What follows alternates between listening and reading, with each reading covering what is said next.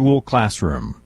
Republican Governor Jeff Landry has signed the bill into law. The legislation drafted by Republicans calls for a poster-sized display of the Ten Commandments in easily readable font be displayed in all public classrooms, from kindergarten to state-funded universities. Opponents question the law's constitutionality, warning there could be lawsuits. Proponents say the purpose of the measure is not solely religious, but that it has historical significance. The displays must be in place in classrooms by the start of 2025. I'm Mike Hempen. Legal challenges are expected. The American Civil Liberties Union has promised a lawsuit to block that newly signed measure in Louisiana.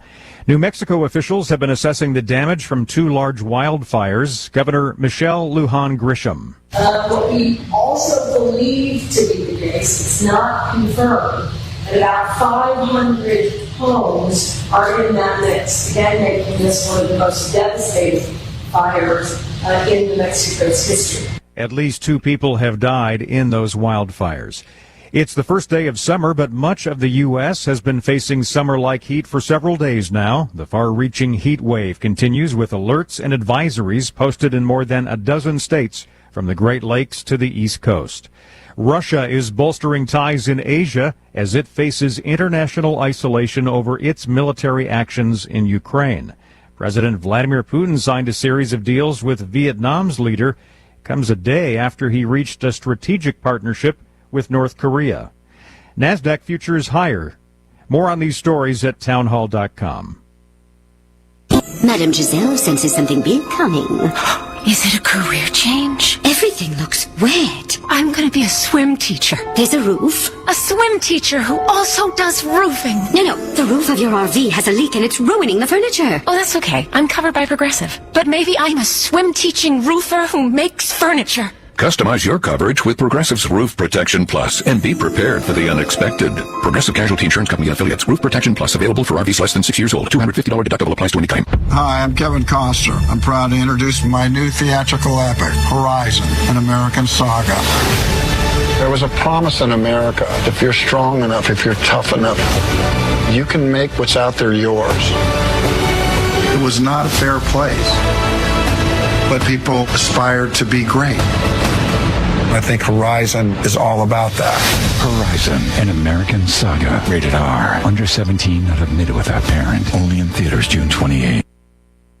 Tennessee Senator Marsha Blackburn tells the Salem Radio Network she and other Republicans have policies in place to combat what they see as weak border security policies from the Biden administration. These are people that need to be deported. I've got the CLEAR Act, which would allow local law enforcement, when they come into contact with someone in this country illegally who has committed any kind of crime, they can hold them and have ICE come pick them up and deport them. That is what we need to be doing every single day. Republicans have criticized the president's recent executive orders on immigration. This week, he announced plans to help certain immigrants who are married to U.S. citizens. And earlier in the month, Mr. Biden took action to crack down on the number of migrants who are seeking asylum at the southern border with Mexico. News and analysis at townhall.com. More countries have confirmed the deaths of their citizens during the annual Muslim pilgrimage to Mecca, known as the Hajj. Hundreds of pilgrims from Egypt and Indonesia in particular are reported to have died during this year's Hajj, which ended on Wednesday. The heat in Saudi Arabia is often intense and unavoidable for pilgrims, as the timing of the pilgrimage is now moved, according to the lunar calendar, to the middle of summer. The rituals of Hajj involve huge numbers of people moving between various locations in and around Mecca, including Mount Arafat, during the blazing heat of the day. This year, temperatures have been especially fierce. The Saudi authorities have installed various measures to try to beat the heat. That's the BBC's Sebastian Usher reporting. The Bank of England has kept its main interest rate at a 16-year high, even though inflation has fallen. More at townhall.com.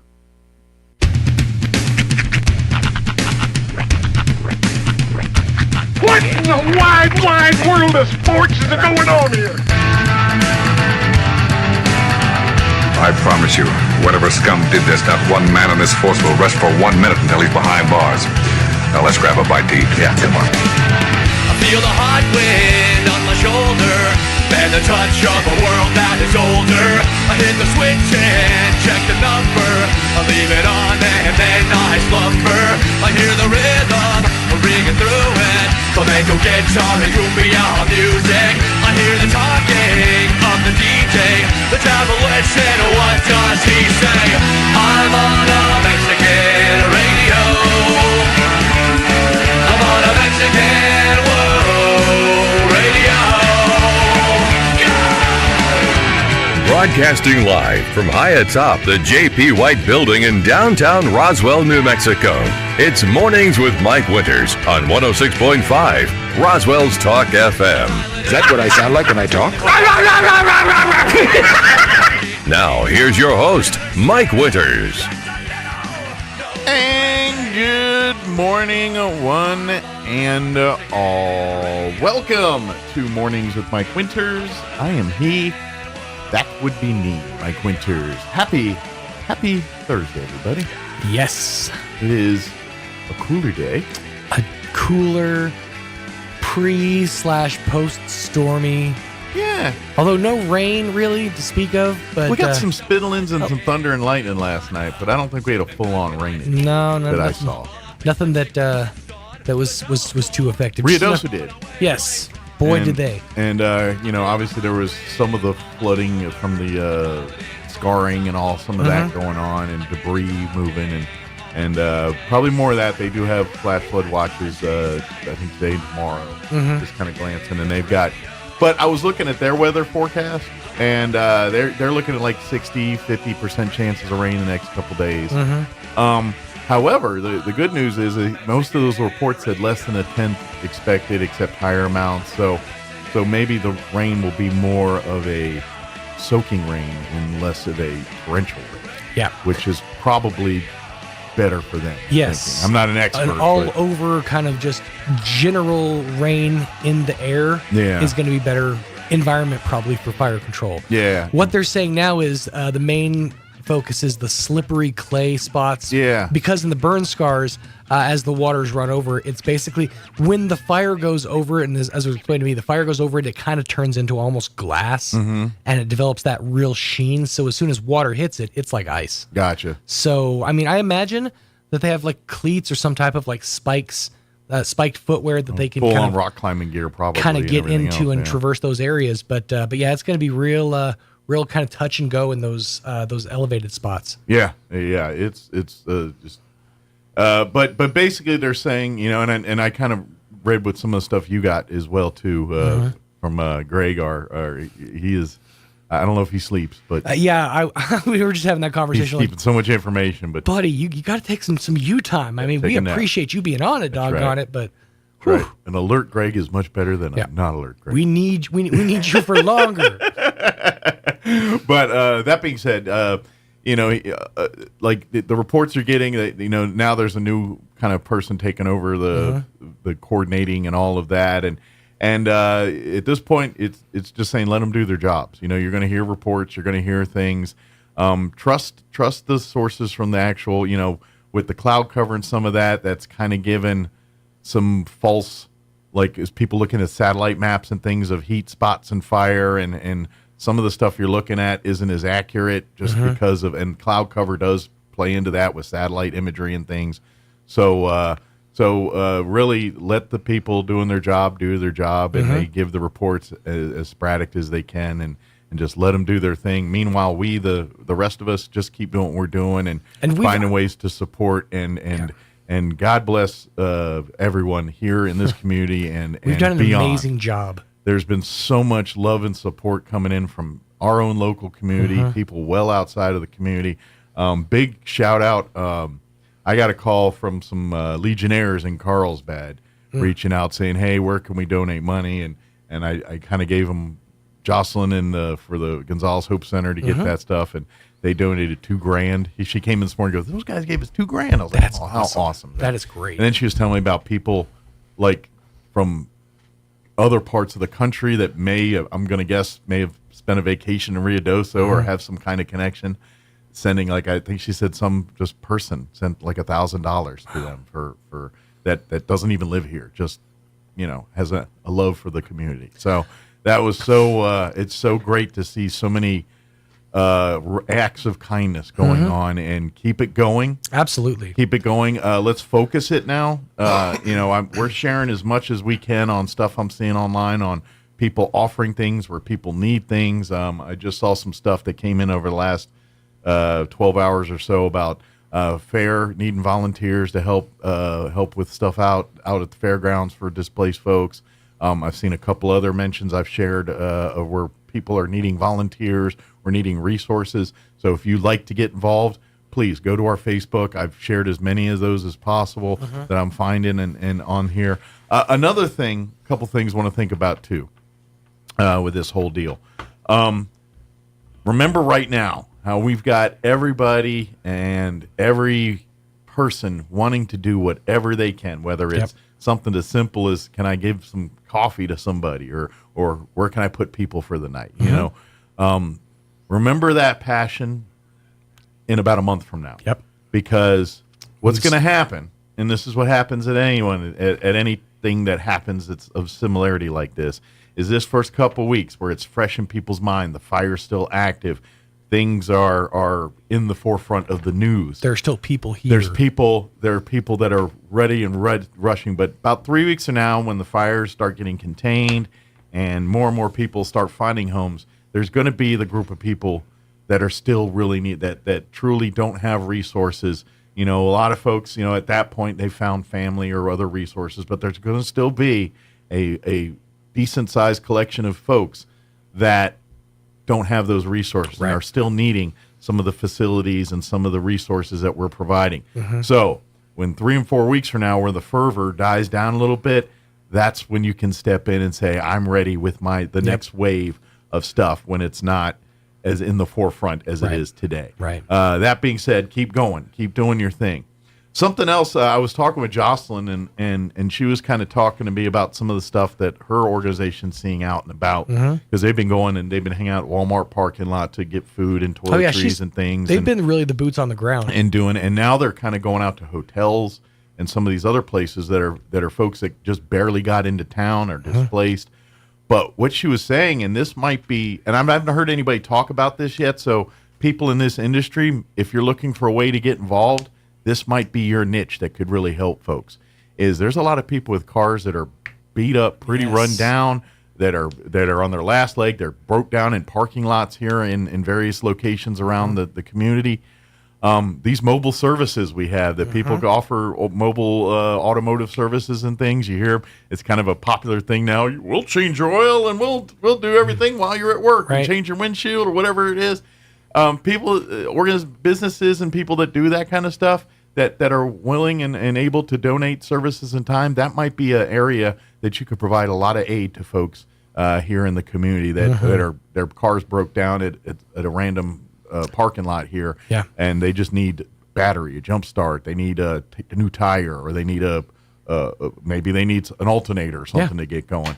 Maybe this is the kind of service you can offer and help. And I haven't seen a lot of that on social media. I did see a post a couple of days ago, somebody that said they were traveling up 70 and fixing as many flats as they could. They had a kit and essentially all the equipment, and they were traveling and fixing as many flat tires and people who were stuck on the side of the road to get them here. And that was, again, at the height of everything. Sure. Yeah. But that will continue. Like she was just telling me, she's met a couple of folks just last night that they limped into town, their car broke down, and it's here in the parking lot, and that's where we're at till we can get something going on. And I'm gonna take a stab, and there's probably more of that going on than we might realize at this point. Oh, absolutely, yeah. So I just a thought and a suggestion that came out of my pea brain here and just saying, hey, if people want to get involved, that might be an area that they could use some more resources in. Just a hunch. Maybe I'm wrong. Maybe there's an army of people doing that, and that'd be awesome. But I haven't seen that, so maybe it's not. I don't know. But that I'm just as ways people can get involved and want to help. A lot of like clothing. I see a lot of people asking, can we donate clothing? From my understanding on way I'm looking at things right now, your Salvation Armies, your those types of organizations that are doing like direct relief, clothing is not something they're looking for. They're looking for water, food, hygiene items, bedding, things that handle immediate needs like that, not new stuff, not used stuff. However, this is where the church is, and our local mom and pop businesses and charity organizations, and people are just wanting to, a lot of them are setting up things, particularly with churches. I'm seeing a lot with many of our local churches are offering some kind of clothing pantry or need for clothing. So if you have clothing you'd like to donate, please, clean, serviceable. I know, but at this time they're not going to have time to launder, and so make sure it's clothes that someone could put on right this second. Right. I am seeing a lot of posts on Facebook about very specific people like, hey, my grandmother didn't get any of her clothes. We're looking for specifically ladies, large to extra large, and they're kind of putting specific. So there, if you keep an eye on social media, and you'll that's see a why lot of that. I say some of that might want to work through the churches, because a lot of the times people are going to the church and saying, I need a size 7 shoe or whatever it is, and let them that way they can serve as your kind of one-stop shop, and let's go to our size 7 section. Here's our shoes right here, and make it like you're going on a trip to Target or something. Right. And that's something too I want to big recognize for everybody, even from our we've seen all our great restaurants and businesses offering things, but the big boys are doing it too. I've heard so many reports, like the Godfrey Center, they needed undergarments and things, and they're going to Target to buy them, saying, no, we got this. Right. Walmart, I'm hearing things like just the one in Artesia, I guess they were buying cots and things in case they needed over, and they're literally, the city of Artesia is buying cots at Walmart, and Walmart's like, what are the cots for? Take the cots. Don't worry about it. That's so we're seeing that from all levels. And that's really, that's something, that needs to be put a spotlight on, that, the big boys don't usually have to get involved. Sure. They have enough good PR. Yeah. So to see that happen, it's awesome. The amount of love and outpouring that's going on is one of the coolest things I've seen. And not that I was worried that Roswell wouldn't do that, because that's what we do. Yeah. But to see it at this level, this quickly, and this broad, it's just awesome. And God bless everybody. And this is just amazing. Keep going. Keep the nose to the grindstone. And remember, when 3 weeks from now, where it's not in front, there's still going to be people. Let's keep that fervor going. I will say this. I've never believed more in what Garbage Island is out in the middle of the ocean, all the plastic bottles, until this event, because I didn't know there were that many water bottles in the city of Roswell. But the fact that I've seen pallets upon pallets and pallets of water, and that's great. We need to keep that going. Save them tops, by the way, so we can keep getting benches. That's right. We're gonna have an influx of benches here very, very After soon. you give them the water and they drink, say, when you're done with that, you put it in this bag here so we can get some benches. We appreciate that. We all would. Yeah, everybody in Roswell is going to have a seat by the end of this thing. That's what I'm saying. Benches for all. Absolutely. Yeah. There you go. But yeah, this is we're now getting into the point, and I'm hoping now that we're seeing some moisture coming in, we're going to start getting reports here, hopefully as soon as today, where they're starting to get some containment and stuff. That might be pipe dreams. I'm not at all an expert on this, but as a dummy on the outside looking in, rooting and praying for our experts, I'm hoping that that we're going to see progress. Yeah. That's true. We go from that, because I always that containment stuff always confuses me. We're 0% contained. Yeah, but you put out some of the fire, right? And that's because they haven't had a chance to put corral it, to put a boundary on it. And that's kind of it's hard for my pea brain to translate that into. Well, and as it stands, they're all still at 0% containment. However, the scar itself, it does look like it's diminishing significantly compared to where it was. Good. So I'm assuming that's good news. So, but as we get, I imagine here within probably before the show ends, we'll probably get some kind of updates online from progress from the night and that kind of thing. Yeah. Most of the stuff I'm seeing is from about 16 hours ago or so. So it's not the freshest of updates at this point. But then again, like I said earlier, the updates come when the updates come. We got to let the people do what they got to do. Yep. That's priority one. And when they get a chance to tell us about it, they will. And we got to remember that. So that's kind of how I suggest we all take a look at this. And now we play the waiting game. Yep. So. And just keep offering support we can. Keep getting on social medias. As we get stuff, we definitely will announce. I know I've got several people talking about, hey, we got this here, this there. We're sharing as much as we can as we do on some of that stuff, and just go there and find your niches where you can help and where best you can do if you'd like to help out and do all that stuff. And big thank you to all that support and continue to support, and it's awesome because, and this is why I'm trying to thank people and stuff, because none of these people are doing this for waiting for guys like us to say you're awesome. Oh yeah, no, nobody wants a pat on the back. And then a lot of them aren't, Everybody I've talked to, every single person I've talked to said it's heartbreaking, and we lived it in real time. We watched as the Alto ski bar burned. It affected all of us just as much as we all have memories. We all have either direct or indirect. We all, Ruidoso is our home away from home for so many people. Exactly. Yeah. And we lived that horror story right along with you. So it's not, nothing is done for accolades, nothing's done for praise.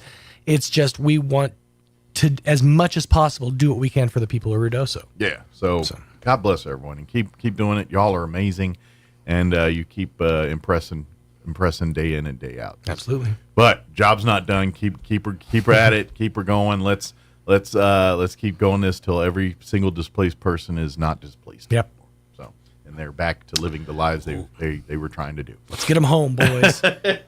Absolutely. Let me give you the rundown for today's show. We're going to be doing some replaying.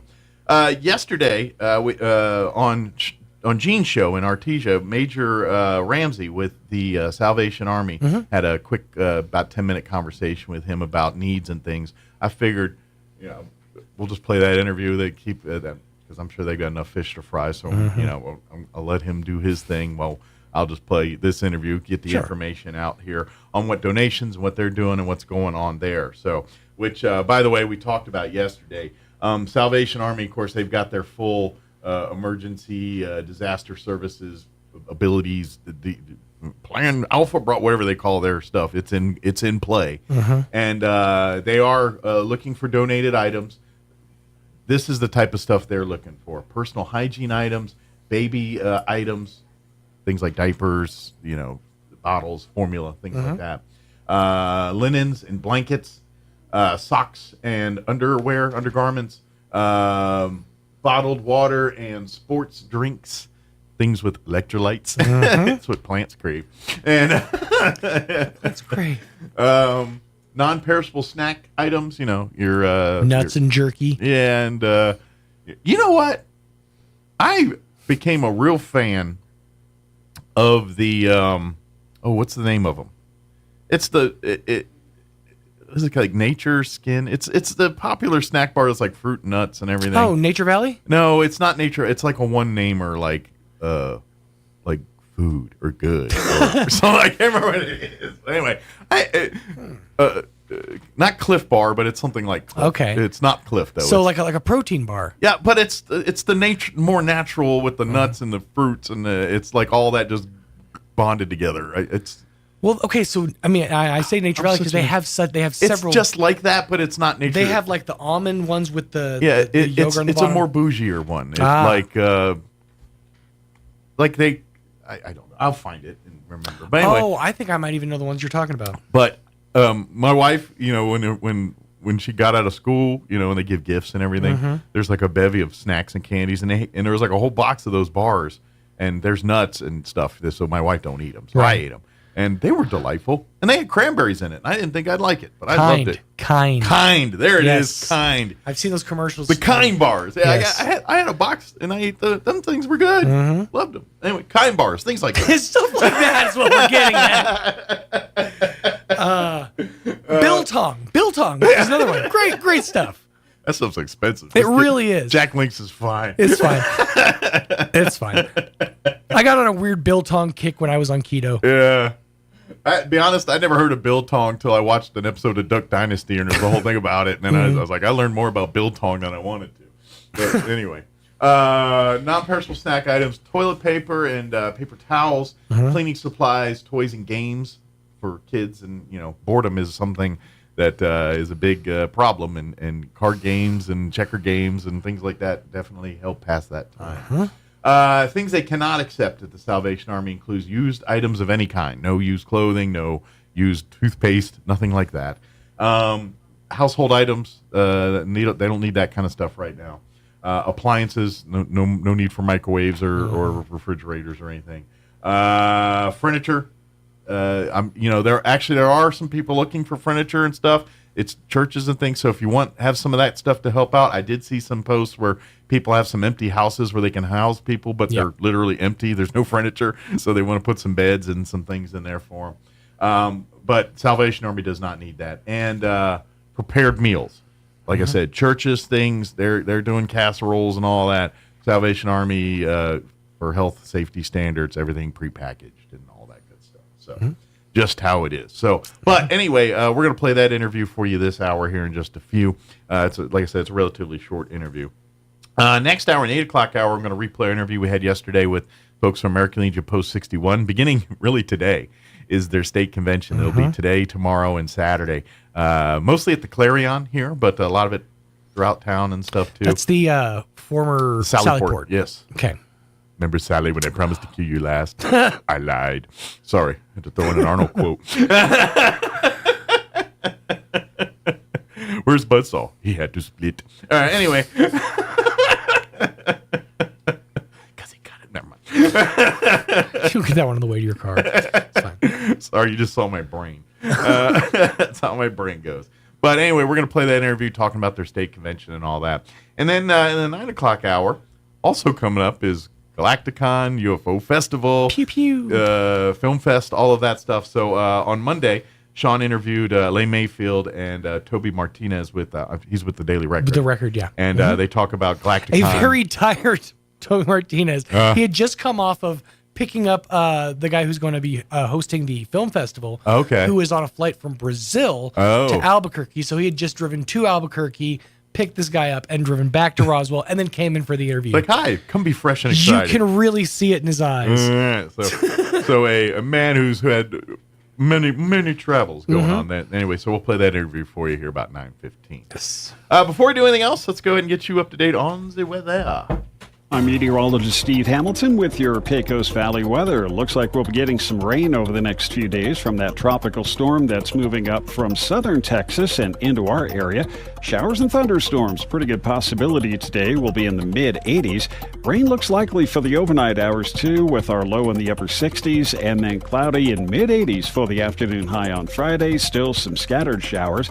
Sunny and hot for the weekend. That's your latest forecast. I'm meteorologist Steve Hamilton. Thank you, Steve. Currently, did I refresh? Let me, yeah, it's fresh. Here in Roswell, 72 and overcast. Humidity is at 68%. Winds currently out of the southeast at 15 miles per hour. Today, we are looking at a 70% chance for rain today. Isolated showers and thunderstorms, and possibly a thunderstorm or two this afternoon. Mostly cloudy. High of 81 today. Southeast winds 10 to 15 miles per hour. They expect less than a tenth of an inch of rain, except on the possibility we get a thunderstorm rolling through. For tonight, we are looking at a 70% chance of showers and thunderstorms going on to the evening hours and after midnight. Cloudy, overnight low of 69 degrees with southeast winds 5 to 15 miles per hour. Again, they expect new rainfall amounts less than a tenth of an inch, except on that chance we do get a thunderstorm rolling through. Friday, a 40% chance at showers and thunderstorms, mostly cloudy. High of 86 tomorrow. Winds will be out of the south, 5 to 15 miles per hour. Tomorrow night, mostly cloudy. Expect an overnight low of 69 degrees. South winds 5 to 15 miles per hour.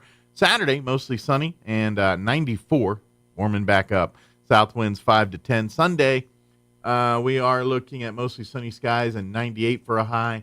And then back to 100s for Monday, 100 on the dot for Monday, 103 Tuesday, 103 Wednesday with a chance of rain. So we'll see there. Looking at Ruidoso, just to give you a kind of an idea what they're dealing with for the next couple days. They do have a flood watch that's still in effect through 6 a.m. on the 21st tomorrow. That is in effect. Actually, it takes effect again at noon today, and then goes in through tomorrow morning at 6 a.m. But they are looking at 60% chance at some rain, some showers and thunderstorms today, possibly this afternoon is what they're saying. Mostly cloudy, 73, southeast winds 10 to 15 miles per hour.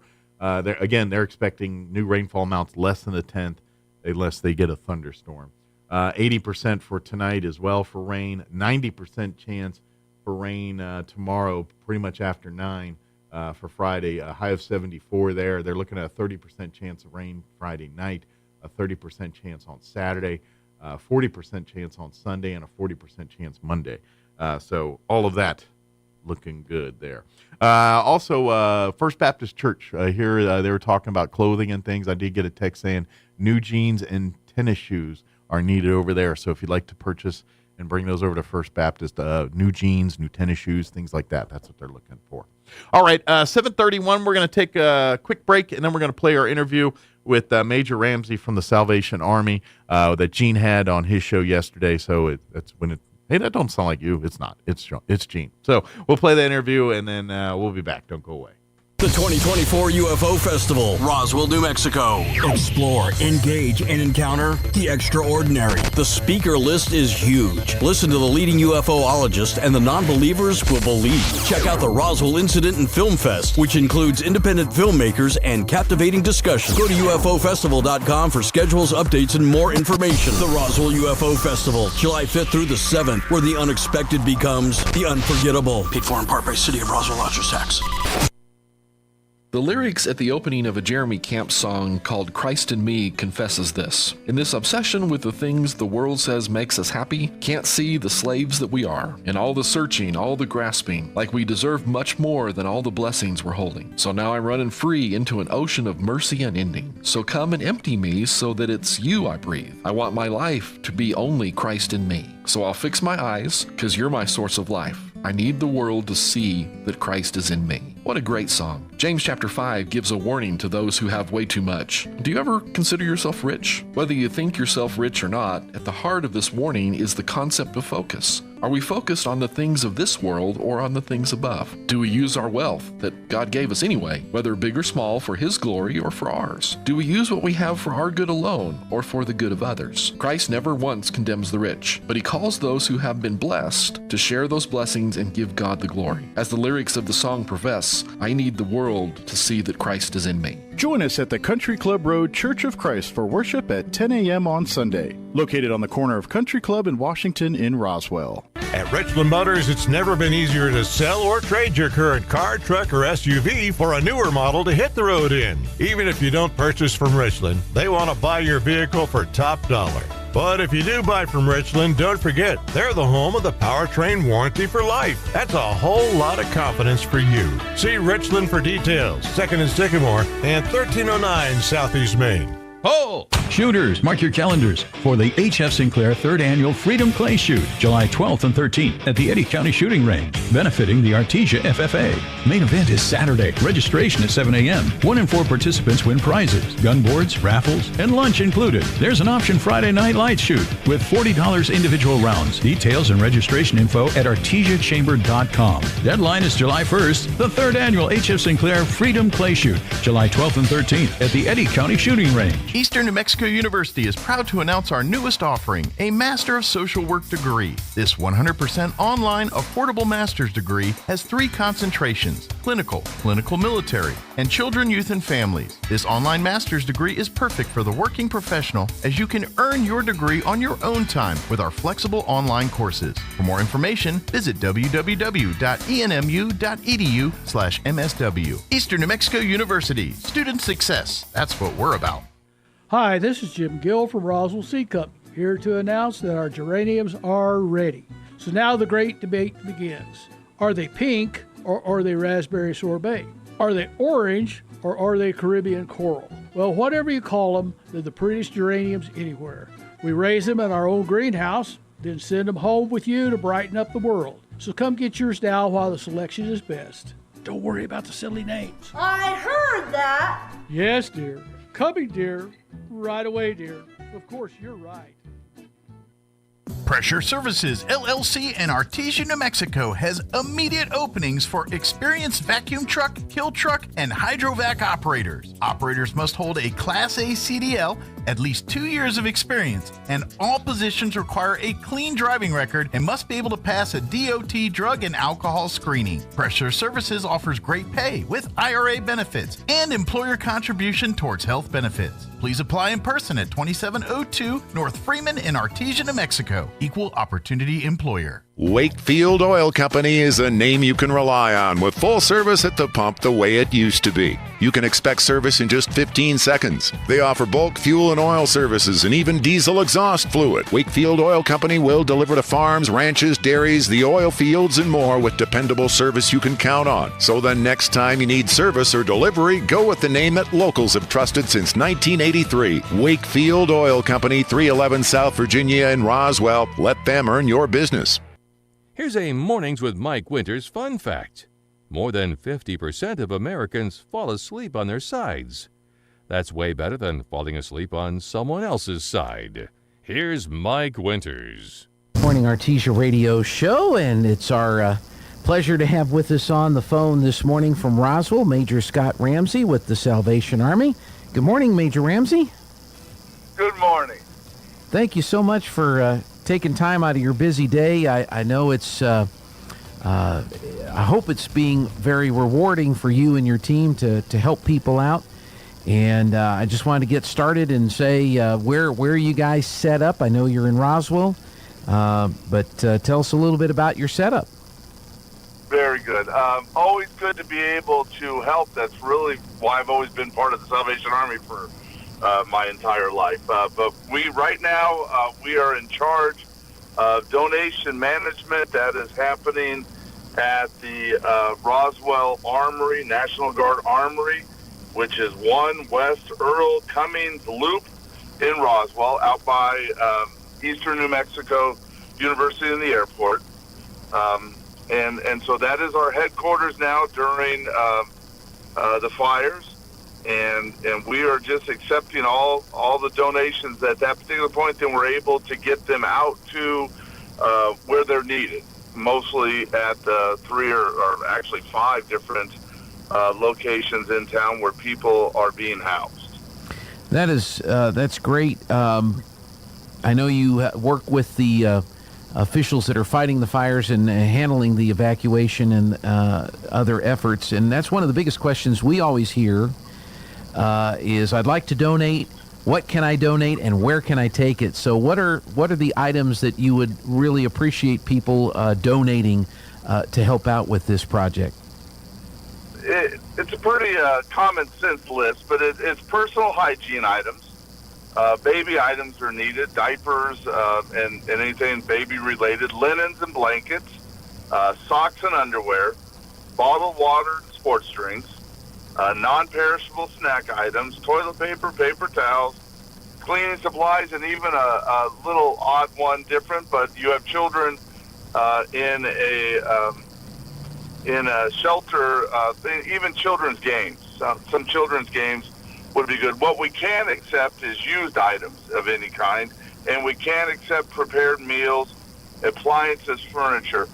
You would understand that if we started accepting used clothing, we would be inundated with used clothing, and the manpower needed to separate and to sort that type of donation just doesn't work during a disaster. It becomes its own disaster during that time, and so it's new items that are coming in that we would need just to be able to help the people that are in the shelters now. What will happen when they have to go back to their homes? What will happen when they go back if their homes are not there? That will be taken care of down the road. Right now, we're just trying to help the families that are in the shelters. You said there are 5 shelters. Have you had a chance to visit the shelters and talk with any of the evacuees, and what's their what's their mood? Obviously, they've gone through a very tragic situation, but what have you learned in meeting with some of the people? Haven't met with too many of the folks that are actually in the shelters. We got there in the afternoon. You would know in the afternoon that they're not very full. The people are out and about and taking care of different things. But yeah, in the mood, there's anxiety and there's apprehension because they really don't know the status of their home. They just know that they were asked to get out.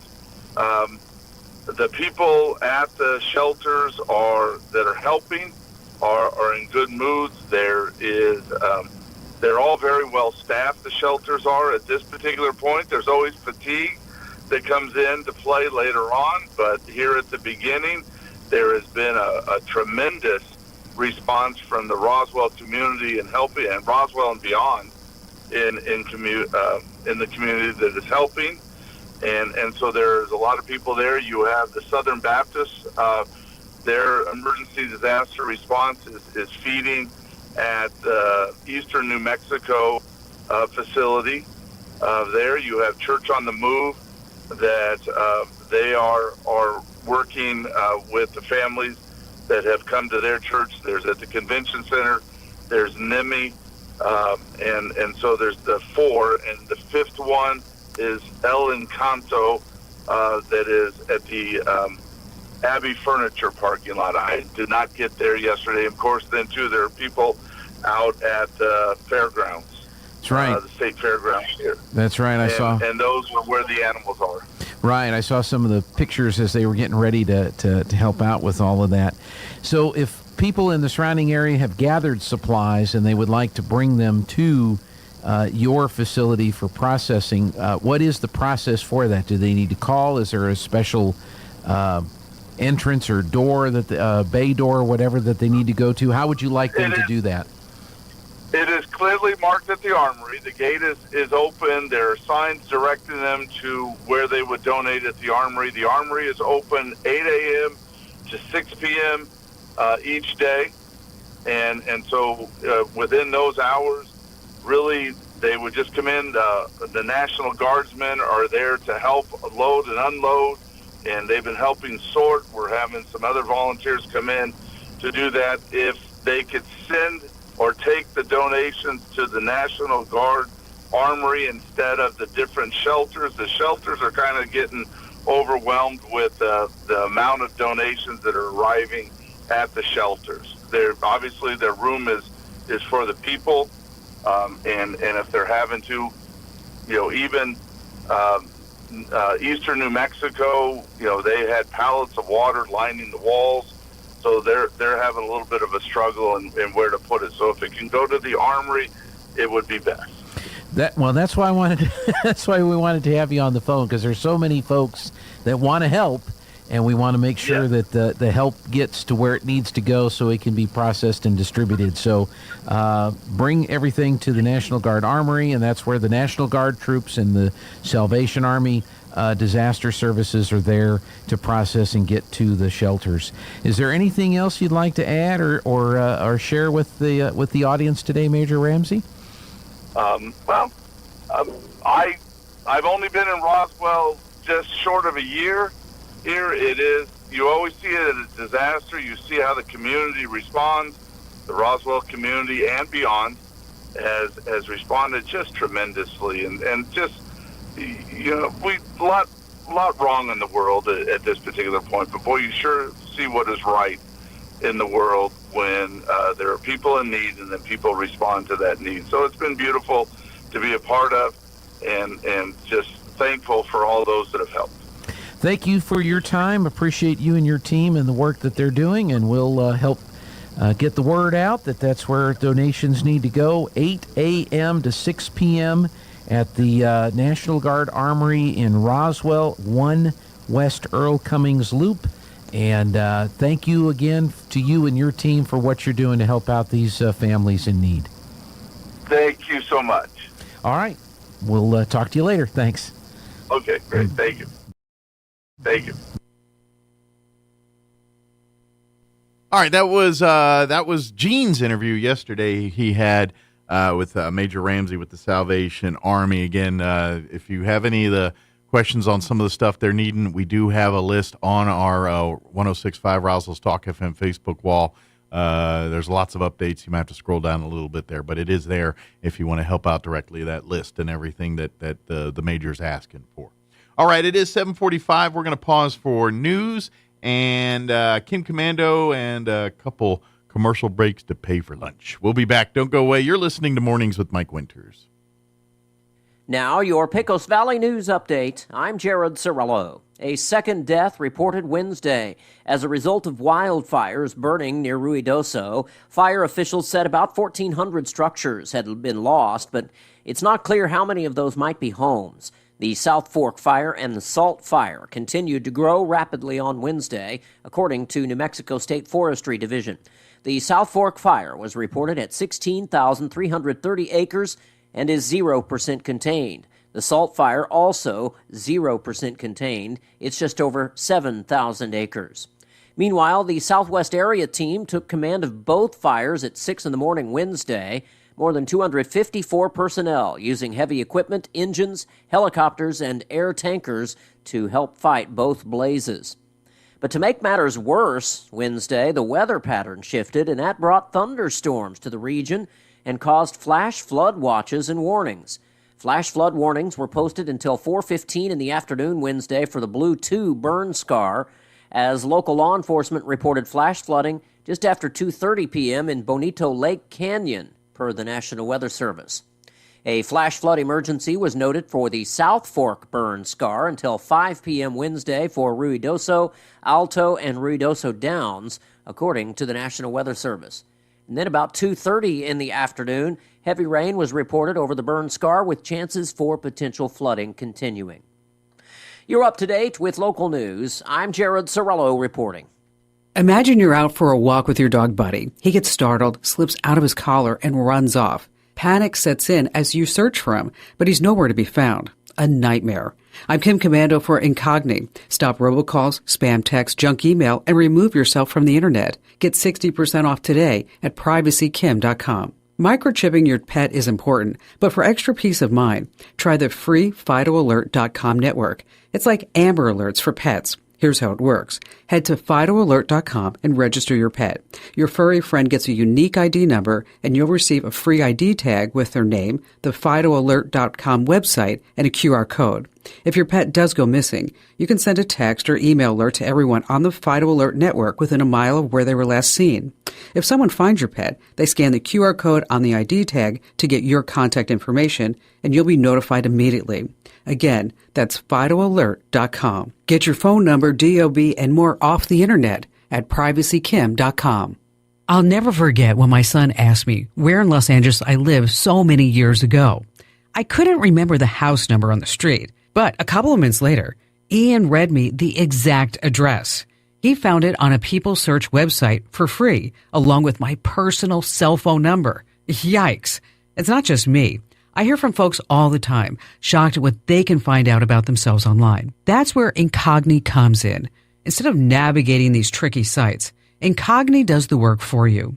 So far, they've removed me from over 150 websites. Plus, my personal data is on 24 data suppression lists, meaning it's illegal for these companies to get my name ever again. Even better, they check on a regular basis that data brokers didn't sneak me back in.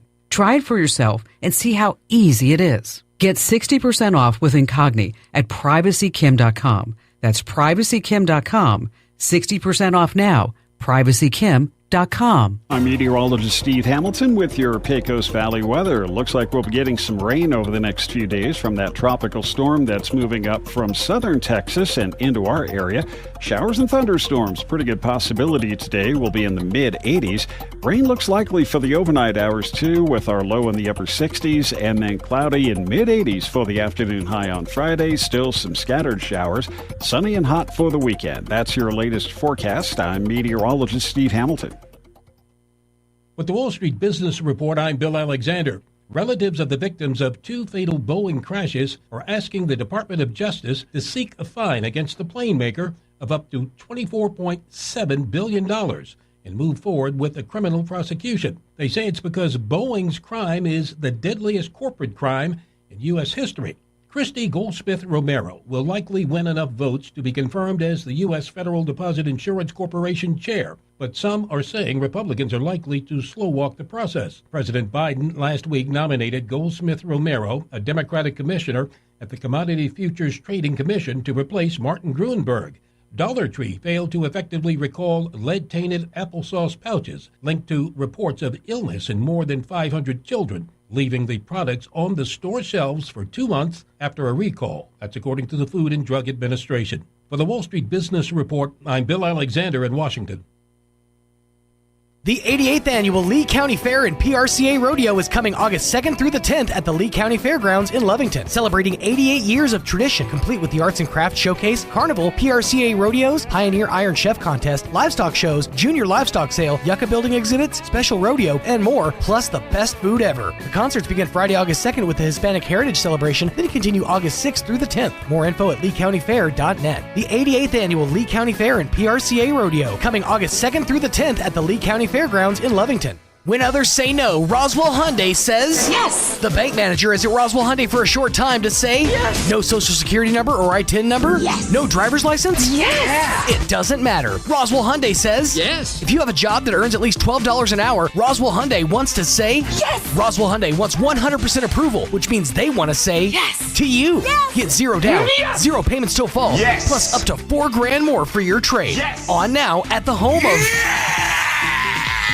Roswell Hyundai, 1909 West 2nd. Yes! The lyrics at the opening of a Jeremy Camp song called Christ in Me confesses this. In this obsession with the things the world says makes us happy, can't see the slaves that we are. In all the searching, all the grasping, like we deserve much more than all the blessings we're holding. So now I'm running free into an ocean of mercy unending. So come and empty me so that it's you I breathe. I want my life to be only Christ in me. So I'll fix my eyes, 'cause you're my source of life. I need the world to see that Christ is in me. What a great song. James chapter 5 gives a warning to those who have way too much. Do you ever consider yourself rich? Whether you think yourself rich or not, at the heart of this warning is the concept of focus. Are we focused on the things of this world or on the things above? Do we use our wealth that God gave us anyway, whether big or small, for His glory or for ours? Do we use what we have for our good alone or for the good of others? Christ never once condemns the rich, but He calls those who have been blessed to share those blessings and give God the glory. As the lyrics of the song profess, I need the world to see that Christ is in me. Join us at the Country Club Road Church of Christ for worship at 10 a.m. on Sunday, located on the corner of Country Club and Washington in Roswell. Calling all men. June is Men's Health Month, and Artesia General Hospital wants you to step up and take care of your health. Every year, thousands of men in the U.S. die from preventable diseases. Take control of your health today and schedule a visit before something is wrong. Artesia General Hospital has specialists in a variety of men's health disciplines, but your primary care provider is the best place to start. Take your health seriously for yourself and for your loved ones. Visit artesiageneral.com/men's health or call 575-746-3119. When you're healthy, you can do amazing things. We're all about that. Because if you don't have access to health insurance through your work, or you just lost Medicaid, Be Well can connect you to the right health plan for you, your family, and your budget. We want to make your life a little easier, worry-free, and healthier. Because your health is everything. Be strong, be adventurous, and be amazing. Be Well. New Mexico's health insurance marketplace. Learn more at BeWellNM.com. Here's a Mornings with Mike Winters fun fact. The ball on top of a flagpole is called a truck. Mess with your friends today by pointing at a flagpole and say, "Hey, check out the truck on top of that flagpole." Here's Mike Winters. And good morning. It is 7:54. Got a few minutes here before we close in on news and all of that next hour. Just updating, with the fires and everything else. We're kind of waiting for the morning updates to see how things progressed last night. We'll see. Those will probably come in here in the next couple hours. But donations keep, like I said, I've been sharing and mentioning as much as possible here on the morning show and mentioning on our 106.5 Roswell Talk FM Facebook wall, sharing various organizations, entities, and things that are providing any kind of relief or in the need of volunteers or items for that such thing. I did one thing I did share within the last 20 minutes or so I found online is Roswell Refuge Thrift Store. They're inviting all of our displaced folks. If you need clothing, whatever, amenities, come on by the thrift store. They've got you covered. And I know I shared, we were talking about with the Hope Center. They're doing the same thing kind of out in the streets right now. They've been in Walmart doing that. They're going to hotels and things, but they're taking donations at the Gonzales Hope Center for that too. Refuge, continue to donate. We always talk about having the folks from the Refuge on and talking about the great work they do all the time, not just, in times of crisis, but they're kind of stepping out of their normal scope of helping people every day to help even more people take care of immediate needs right now. So, if you know folks that are in need because of these fires, the Refuge is willing to accommodate as much as they can to help out. So send them that way. And if they don't have what they need there, send it on to the next thing, because we got so many people. The churches, like I said, First Baptist here, they're doing all kinds of stuff with clothing and all that. They put out a call a little bit ago for needing of new jeans and new shoes, things like that. So we're definitely getting a lot of that kind of stuff going on. Keep posted to Facebook and doing that kind of stuff. Just got a note saying if you need laundry, Uncle Suds, they're on Sunset. They're taking care of people and getting people laundry for free. And while you're there, go check out next door and play a game or two, and maybe have a snack, unwind a little bit. I think a Donkey Kong tournament might be just the thing some people need right now. But just got to know Uncle Suds. Their laundry machines are ready and waiting for folks. If you need laundry, don't worry about cost. He's taking care of that for folks today. So there's stuff like that all throughout going on. Just keep doing it. You guys are amazing. And we'll share as much as we can on that stuff as we offer. Is hope to anyone, between all of us, we can get every single one of these people taken care of and keep going. Just it's all good stuff I'm seeing. So keep it up. That's kind of what I think for the rest of us right now. We're all glued to our phones and radios and televisions looking for information on what's going on with the fires and all that stuff. And we're kind of at a point right now that the work needing to be done is taking care of the evacuees, people that need clothing, places to stay, food, that kind of stuff, and just keep plugging away at that kind of stuff. Sean, I got to ask you this because you can see it and no one else can. You know that game where you start looking like your pets, like you take pictures and you look at the pic and you're like, man, I'm starting to look like my dog or my cat. I have a friend. I won't say his name. Tell me this is not one of those situations.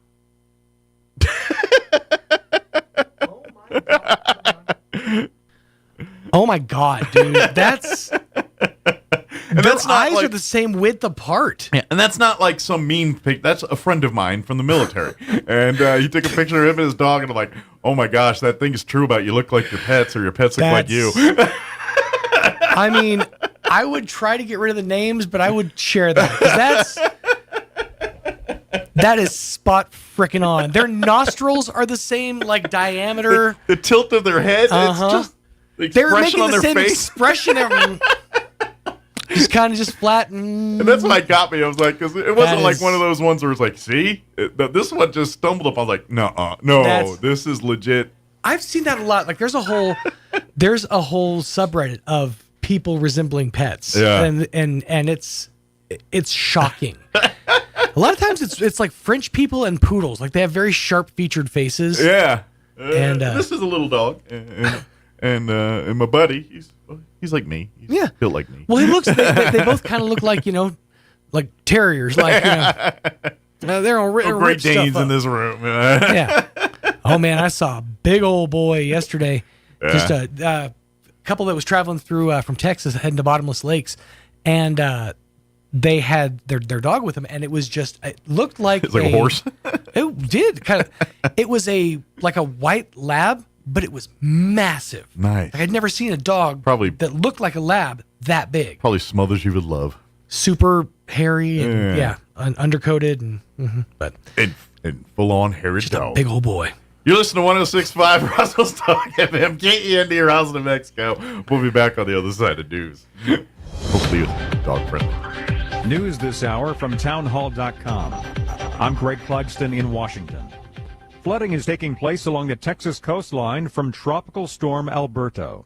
The Texas coast from Corpus Christi to Brownsville and beyond is experiencing flooding from high tides and rain, both from Tropical Storm Alberto. Surfside Beach Mayor Greg Bisso says with the Gulf on one side and the bay on the other, there's no escaping the water. And we're just a slither of land in between it. And like I said, on the west end of the island, it's almost completely underwater. And the east end is getting that way also now. He says houses are on stilts, so they're not flooding, but everything on the ground in the path of the water is, including any cars residents did not move. I'm Julie Walker. The heat is still on in much of the country. National Weather Service meteorologist Mark Chenard says tens of millions of Americans are dealing with high temperatures. Just about 11 million under excessive heat warnings, over 60 million, around 63 million under heat advisories, and then another 14 million or so under excessive heat watches. So, yeah, pretty large number under some type of heat advisory or warning over the next couple days.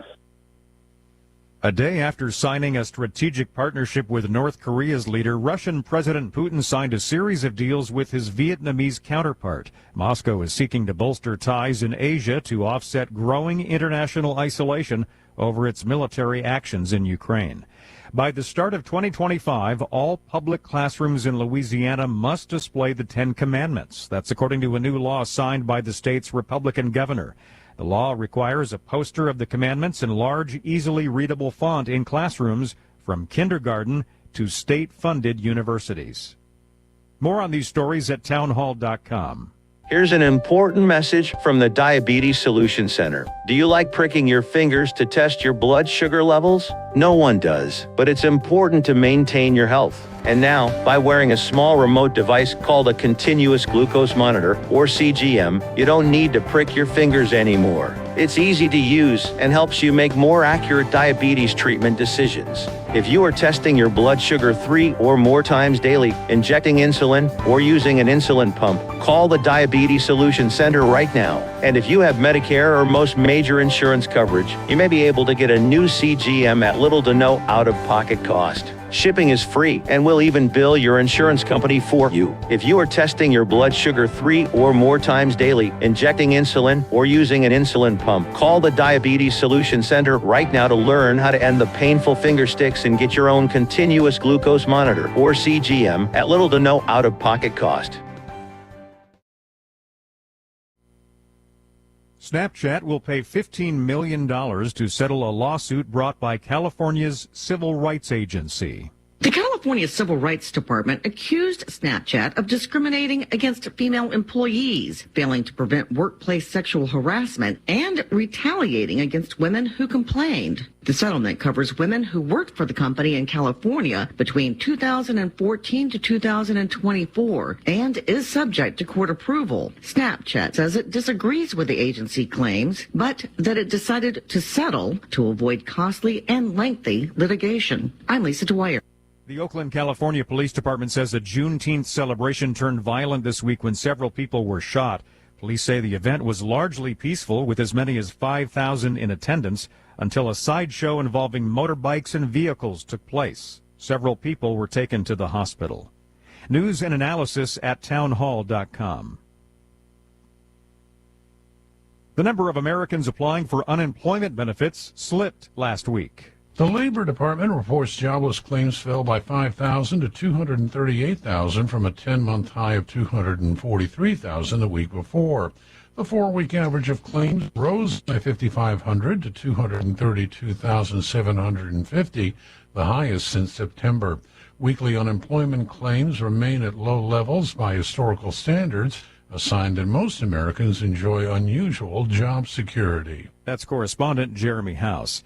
More than 3,000 nurses at 6 Oregon hospitals have spent a second day on the picket lines as they continued to demand fair wages and better nurse-to-patient ratios. Hundreds of nurses carrying signs walked the lines yesterday at 6 Providence medical centers across the state. Organizers say it's the largest nurses' strike in Oregon history. More at townhall.com.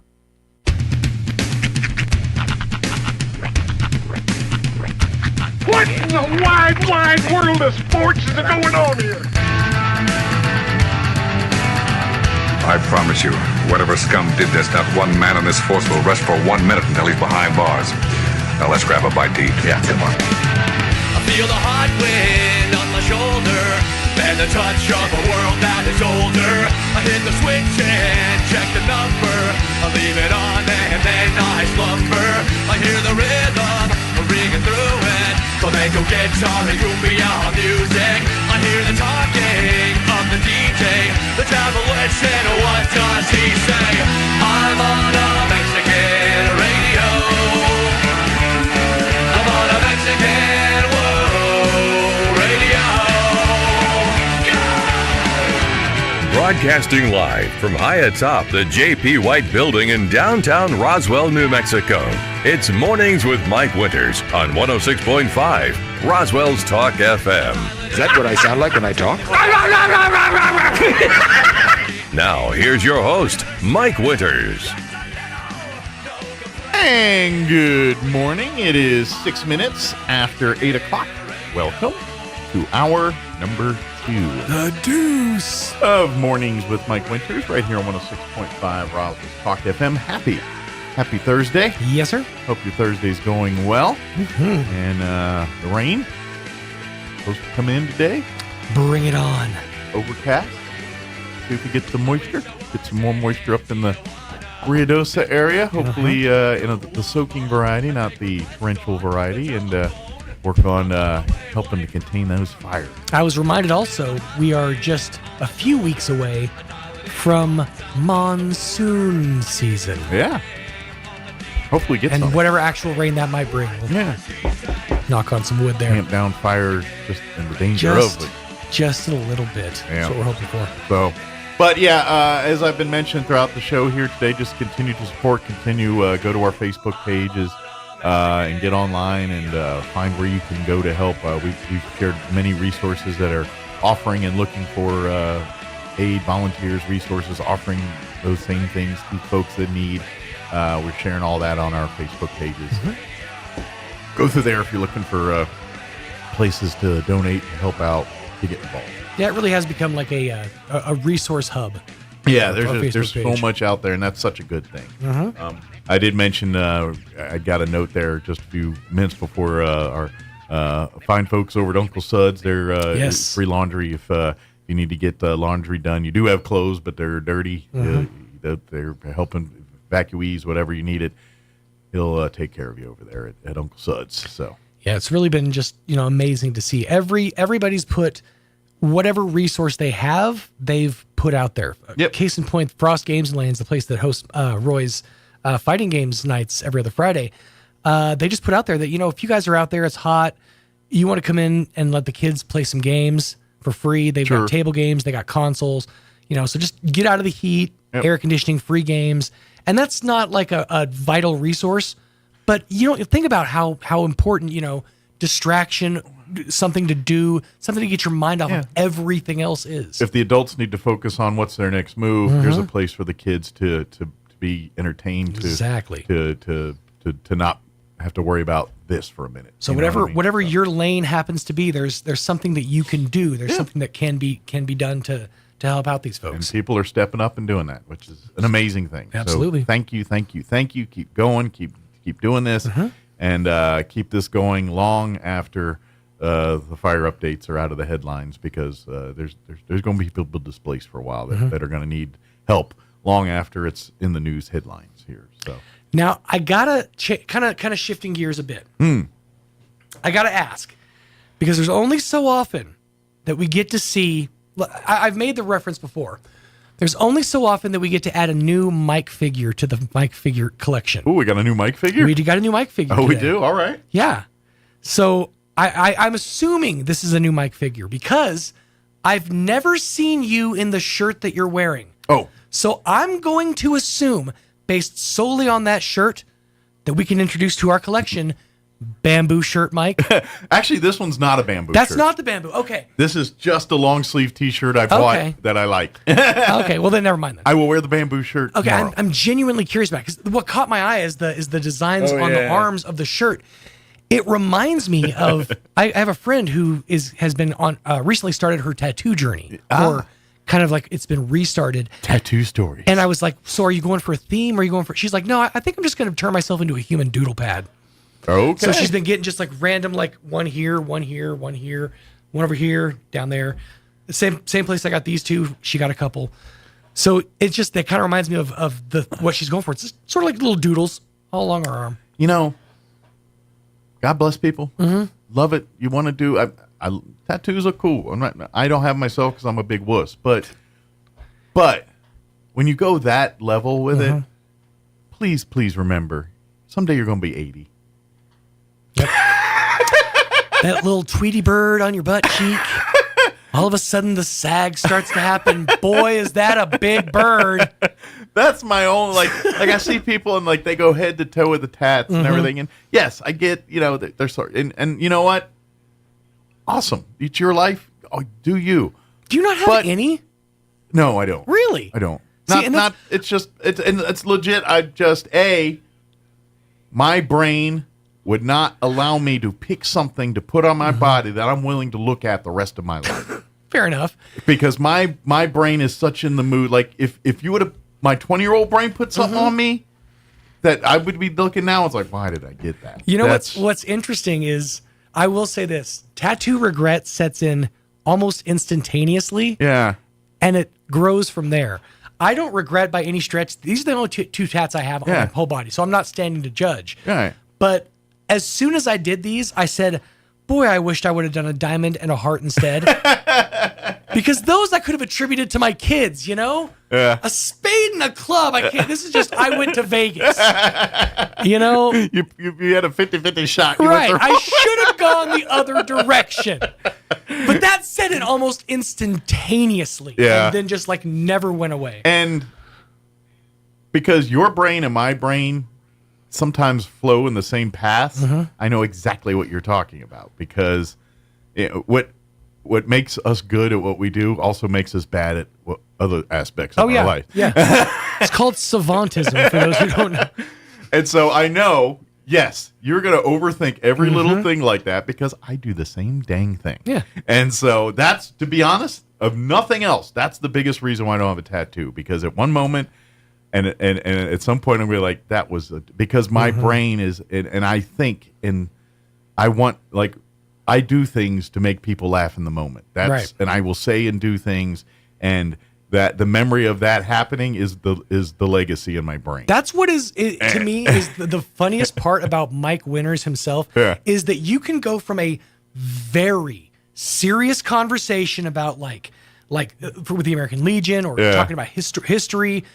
And then immediately, like, fart. That's me. It's amazing to watch that transition. That is me in a nutshell. I literally watched it happen just a few minutes ago because you went from like talking about the fire and stuff, and then while we were in the break, you broke out a couple of memes, the Chuck Norris jokes, which immediately I'm like, yeah, that's Mike. That is Mike. But that's how I deal too. Like I deal with big things and you do the same thing, and you try to bring levity into the moment. Yeah. And sometimes 100%. Sometimes it doesn't. It floats like a lead balloon. Turns out you got to pick your spots.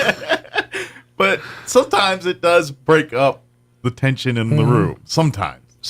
And that's where my brain goes. So that is the gift and the curse. That is that part where I can literally talk very serious the next minute saying, "You said duty," and that's me. Right. That's something to be. It's something to attain to ascribe for, kids. Yes and no. There's a time and a place. But that being said, if you want to host local morning radio, that might be a skill set you could utilize to your advantage. There you go. But happy Thursday, everybody! Thank you. Happy first day of summer, by the way. Is today officially? It is today. It is today. The first day of official. And it's day overcast and a high of about 80 today. Yeah. So that's what I call apropos. Yeah. That's fitting. Of course it is the coldest day we've had in months. Because our summer started in February. Yeah. Yeah, I did. But like I said, got more rain chances coming for us today and for the folks in Ruidoso in that area. So hopefully all good stuff, yes. Not bad stuff from that today. We're going to play our interview we had with the folks from the American Legion. They joined us yesterday. State convention for the American Legion of New Mexico is actually starting today. Really tomorrow, but today people coming in, getting settled, getting situated, and, mingling and, catching up and doing all what they do. Yeah. A lot of that will be going on today, but they'll be in town through Saturday night. Everything wraps up there. So they're just talking about what's going on and inviting vets. If you want to learn more about the Legion, good weekend to learn about that because there's going to be a plethora of Legionnaires in town for the weekend. So we'll play that interview here in just a bit. And then next hour, we're going to play Sean's interview he had with Elaine and Toby from the Daily Record, talking about the film festival, Galacticon, all that good stuff. So, yes, indeed. Yeah. There's something else.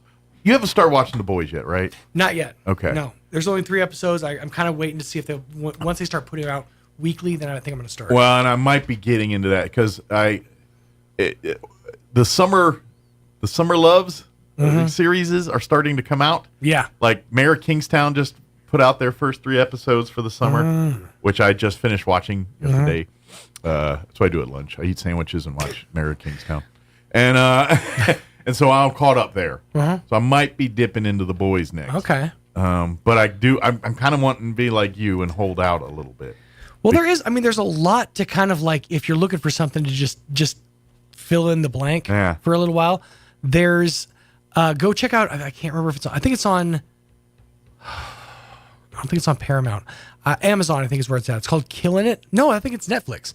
It's called Killing It. Okay. It's 2 seasons. Got Craig Robinson in it. Okay. It's about a guy who wants to start a Sal Palmetto berry farm. I read and watched the thing for it. I said, ooh, that looks something I might want to check out, and then I forgot about it. It's really good. Okay. And I think it's something that you would enjoy. And it's something to fill a blank for a little while. I remember seeing that and reading the little synopsis and thinking, that looks good. I'll have to remember that. And then I forgot about it. It goes to places that'll leave you going, oh my God. Like your mouth is open at what they just pulled off on this show. Yeah. Oh, speaking of TV, I haven't talked about it in a little bit. I did find out yesterday, Season 4 of Resident Alien has been greenlit. Oh, nice. They're moving it. They're pulling it off of Sci-Fi and putting it on USA Network now. Oh. Yeah.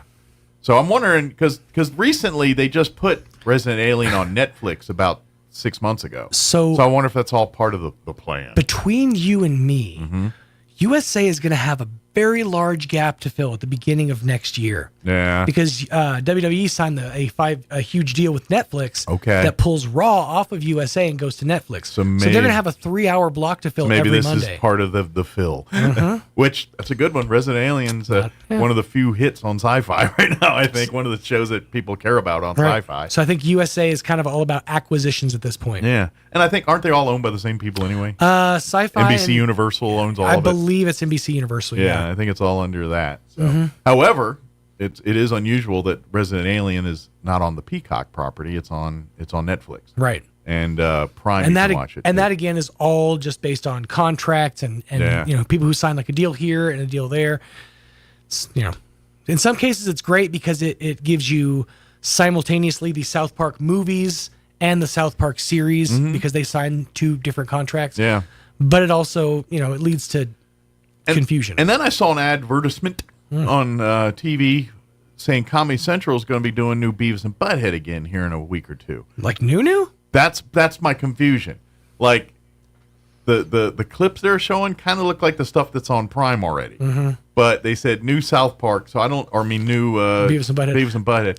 So I'm not sure if it's what the stuff they put up on Prime. That's my guess. A while ago. Or they're actually showing new stuff on Comedy Central. That's my guess is new, like the new to you style. Yeah, might be. So, but anyway, I saw that last night. I was like, ooh, check it out. Nice. It is 8:19. Let's get the hour going. Let's take a gander at your weather. I'm meteorologist Steve Hamilton with your Pecos Valley weather. Looks like we'll be getting some rain over the next few days from that tropical storm that's moving up from southern Texas and into our area. Showers and thunderstorms, pretty good possibility today. Will be in the mid-80s. Rain looks likely for the overnight hours too, with our low in the upper 60s, and then cloudy in mid-80s for the afternoon high on Friday. Still some scattered showers. Sunny and hot for the weekend. That's your latest forecast. I'm meteorologist Steve Hamilton. Thank you, Steve. Currently 73 degrees and overcast here in Roswell. Humidity is at 66%. Winds currently out of the southeast at 15 miles per hour. We are looking at a 70% chance for some showers today, mostly for the afternoon, mostly cloudy, and a high of 81 today with southeast winds 10 to 15 miles per hour. New rainfall amounts expected to be less than a tenth of an inch unless we do get a thunderstorm rolling through the area. Tonight, we are looking at a 70% chance of showers and thunderstorms.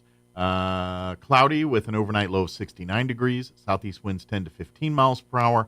Once again, they're expecting less than the tenth of an inch of rain, with the exception of maybe a thunderstorm rolling through. 40% chance of rain for you Friday, mostly cloudy with a high of 86. South winds 10 to 15 miles per hour. Friday night, cloudy skies, overnight low of 69 degrees. South winds 10 to 15 miles per hour. Looking at the weekend, things warm up. Saturday, mostly sunny and 93 for a high. South winds 5 to 10 miles per hour. Mostly sunny with a high of 98 on Sunday. And then we're back up to 100 on Monday, 103 Tuesday, 103 on Wednesday. But they do have a slight chance at rain on Wednesday. We'll see how that shapes up. Ruidoso, if you're curious, looking at their weather, they got a flood watch that'll kick in at noon today through 6 a.m. tomorrow morning. They're looking at a 60% chance of showers today. Looks like mainly for the afternoon. They're also expecting less than a tenth of an inch of rain unless they get thunderstorms. Tonight they're looking at a 80% chance at rain. Again, less than a tenth of an inch unless they get a thunderstorm going through. So maybe these will be more soaking rain. I don't know. 90% chance of showers tomorrow. Less than a tenth of an inch. So maybe these will be more soaking types. I'm hoping. Knocking on wood. Saturday, they're looking at a 30% chance of rain. Sunday, a 40% chance of rain as well. And they got rain chances anywhere from 40 to 50 to 20% next week, too. So we'll see. More rain for them, hopefully. All right, 8:22. We're going to take a quick commercial break. Then we're going to play our interview with the American Legion folks talking about state convention. That's up next. Don't go away. Attention Roswell and surrounding areas. Is your old car, truck, or SUV on life support? Clear. With new management and a whole new attitude, Roswell Ford makes trading up to a new Ford or quality pre-owned vehicle fast, fun, and easy. Upside down in your loan or stuck in your lease? Roswell Ford wants to get you released even if you owe thousands more than your trade is worth, regardless of make, miles, or condition. Right now, get huge savings with rates as low as 0% for 66 months and no payments until Labor Day. Plus, we have a great selection of low-mileage, one-owner pre-owned vehicles, all in prime condition, starting at just $10,000. Don't settle for a low-quality, overpriced clunker. Buy a quality pre-owned vehicle from Roswell Ford for a lot less. Worried about your credit? Don't sweat it. We've partnered with the most aggressive lenders that will push to approve you today, even with bad or no credit. Lower prices, exceptional trade-in values, and a better buying experience. Get on board at Roswell Ford, 821 North Main Street in beautiful Roswell, or online at roswellford.com. $1,515 per thousand finance on select new Ford models with approved credit. The lyrics at the opening of a Jeremy Camp song called Christ in Me confesses this. In this obsession with the things the world says makes us happy, can't see the slaves that we are, in all the searching, all the grasping, like we deserve much more than all the blessings we're holding. So now I'm running free into an ocean of mercy unending. So come and empty me so that it's you I breathe. I want my life to be only Christ in me. So I'll fix my eyes, 'cause you're my source of life. I need the world to see that Christ is in me. What a great song. James chapter 5 gives a warning to those who have way too much. Do you ever consider yourself rich? Whether you think yourself rich or not, at the heart of this warning is the concept of focus. Are we focused on the things of this world or on the things above? Do we use our wealth that God gave us anyway, whether big or small, for His glory or for ours? Do we use what we have for our good alone or for the good of others? Christ never once condemns the rich, but He calls those who have been blessed to share those blessings and give God the glory. As the lyrics of the song profess, I need the world to see that Christ is in me. Join us at the Country Club Road Church of Christ for worship at 10 a.m. on Sunday, located on the corner of Country Club and Washington in Roswell. Who doesn't think the dentist is a big deal? I know what you're thinking. What will they find? How much will it hurt? What are my options? Hi, this is Dr. Sarah Usher, and I am here to tell you that here at Carabelli Dental, it is our job to put you at ease. With options like sedation dentistry, you can rest assured that regardless of what dental work you might need, you can get it done while resting comfortably. Call our office now and speak to our knowledgeable staff about setting up your new patient appointment. Come see the team at Carabelli Dental or call 575-622-4455. First American Bank was founded in Artesia in 1903 and is the oldest and largest independent community bank in New Mexico. We have reached a milestone few companies in this country can celebrate, our 120-year anniversary. We thank our customers and our communities for their support and friendship. First American Bank, your community bank since 1903. Member FDIC. Do you love your car? Yes. Well, Roswell Hyundai wants to help you keep your current car with a lower payment. Introducing Refi with Hyundai. Roswell Hyundai wants to help you refinance your current vehicle with rebates and discounts to lower your payment. If you're ready to upgrade, Roswell Hyundai has a fresh inventory of new and pre-owned vehicles with special financing available regardless of your credit with I-10 accepted. Don't forget, all new Hyundais come with a 5-year bumper-to-bumper warranty and 3 years of free oil changes. So, what makes Roswell Hyundai the #1 used car dealership in southeastern New Mexico? You do. Roswell Hyundai, 1909 West 2nd. Here's a Mornings with Mike Winters fun fact. Slugs have 4 noses, but no fingers to pick them. Here's Mike Winters. And good morning. It is 26 minutes after 9 o'clock, and joining us in studio this morning from our American Legion Post 61 family, Commander Lee and Auxiliary President Jen back with us. My wife's here too. Hola. Good morning. As a member. Good morning. Good morning. She's just eating food in front of us just to tease us, but I'm just kidding. Breakfast of having a late breakfast. And it's junk food behind that. Well, junk food is my life. That's the reason I go to so many doctors. But anyway. Well, I tell you, Mike, I quit eating junk food for the most part, and I've lost over 100 pounds. Oh, I've lost weight too and stuff, I have too. But I still say hi to cheeseburgers every now and then.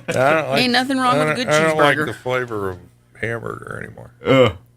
I wish I had that problem. I love it too much. That's my problem. Well, anyway, to divert from the current crises. Yes, we had a lot of stuff with the fire and things, but American Legion is hosting all of your fellow veterans here in town this week, albeit it's going to be a fun weekend.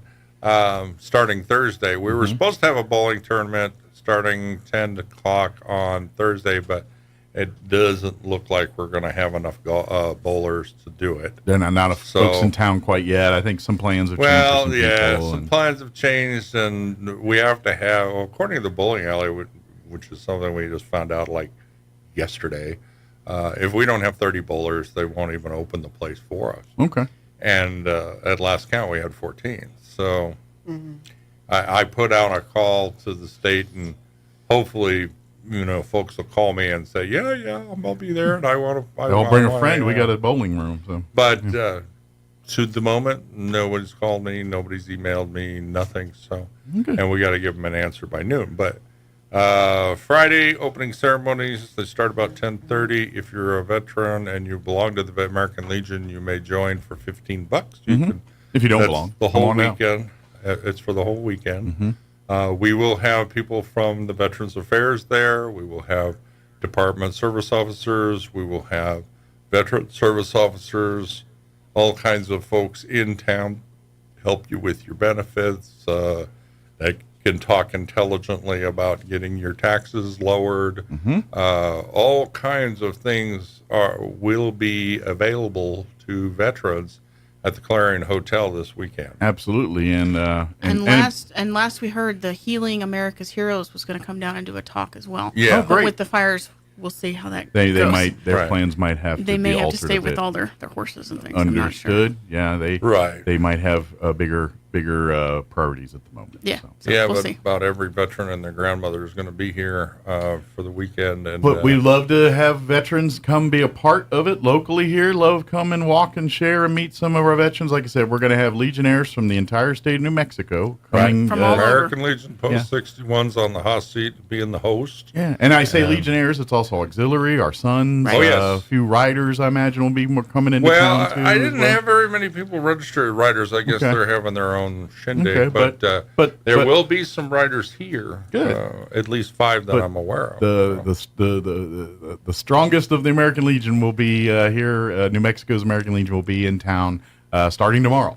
Yeah, state elections are on Sunday, so the entire leadership will be up for grabs this weekend. I myself am stepping down of Area 4, which is the Southwest. Don't worry, he's picking up like 3 other hats. So well, he puts one down. No, I'm dropping this one.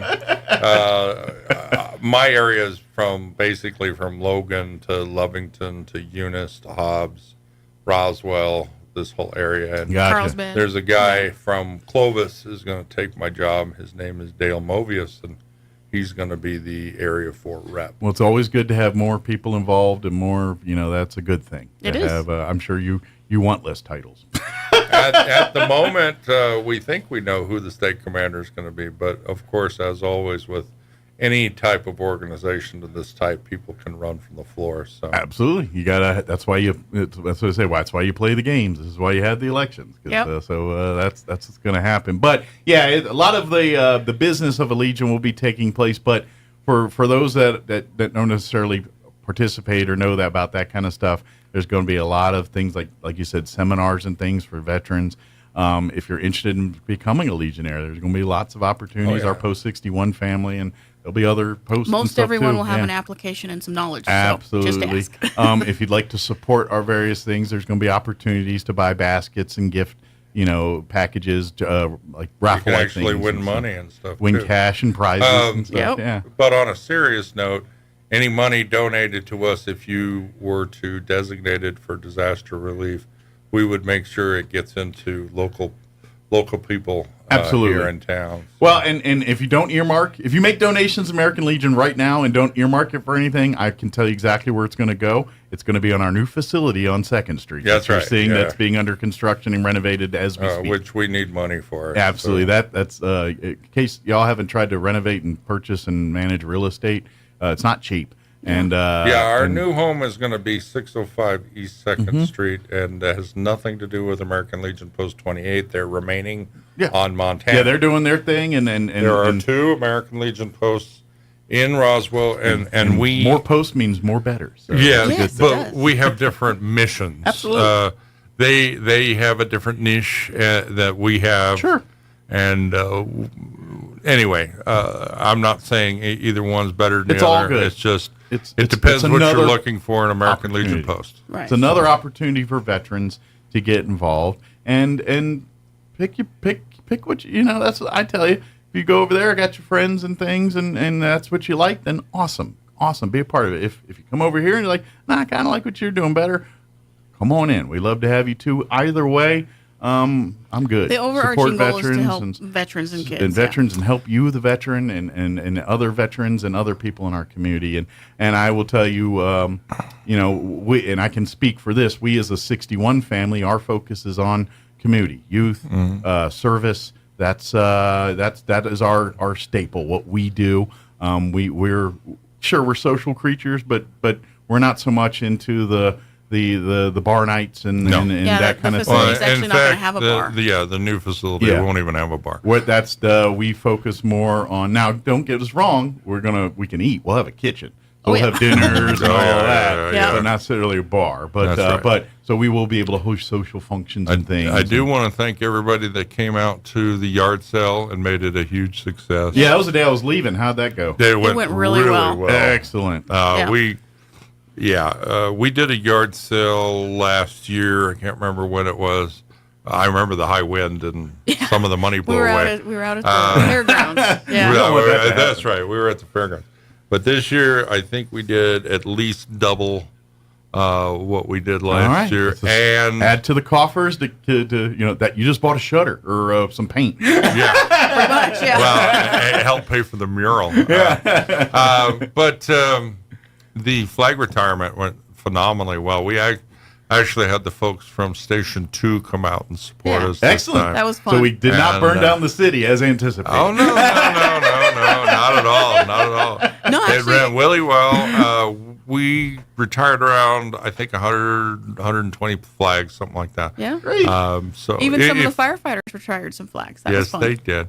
I love when they get If you involved. want to donate any used flags or stuff to us, if we get enough of them, we do a supplemental flag retirement. Sure. But annually, we try to do it around Flag Day. And that will be a part of our new facility. Is a permanent flag retirement at some point. It's not going to be the first thing built, but it is part of the plans of air conditioning what's going to be there. We're actually way ahead of the game on the building. We've had a phenomenal amount of support from Job Corps. Oh, they have been phenomenal. They came out and we were expecting demo to take a couple of months.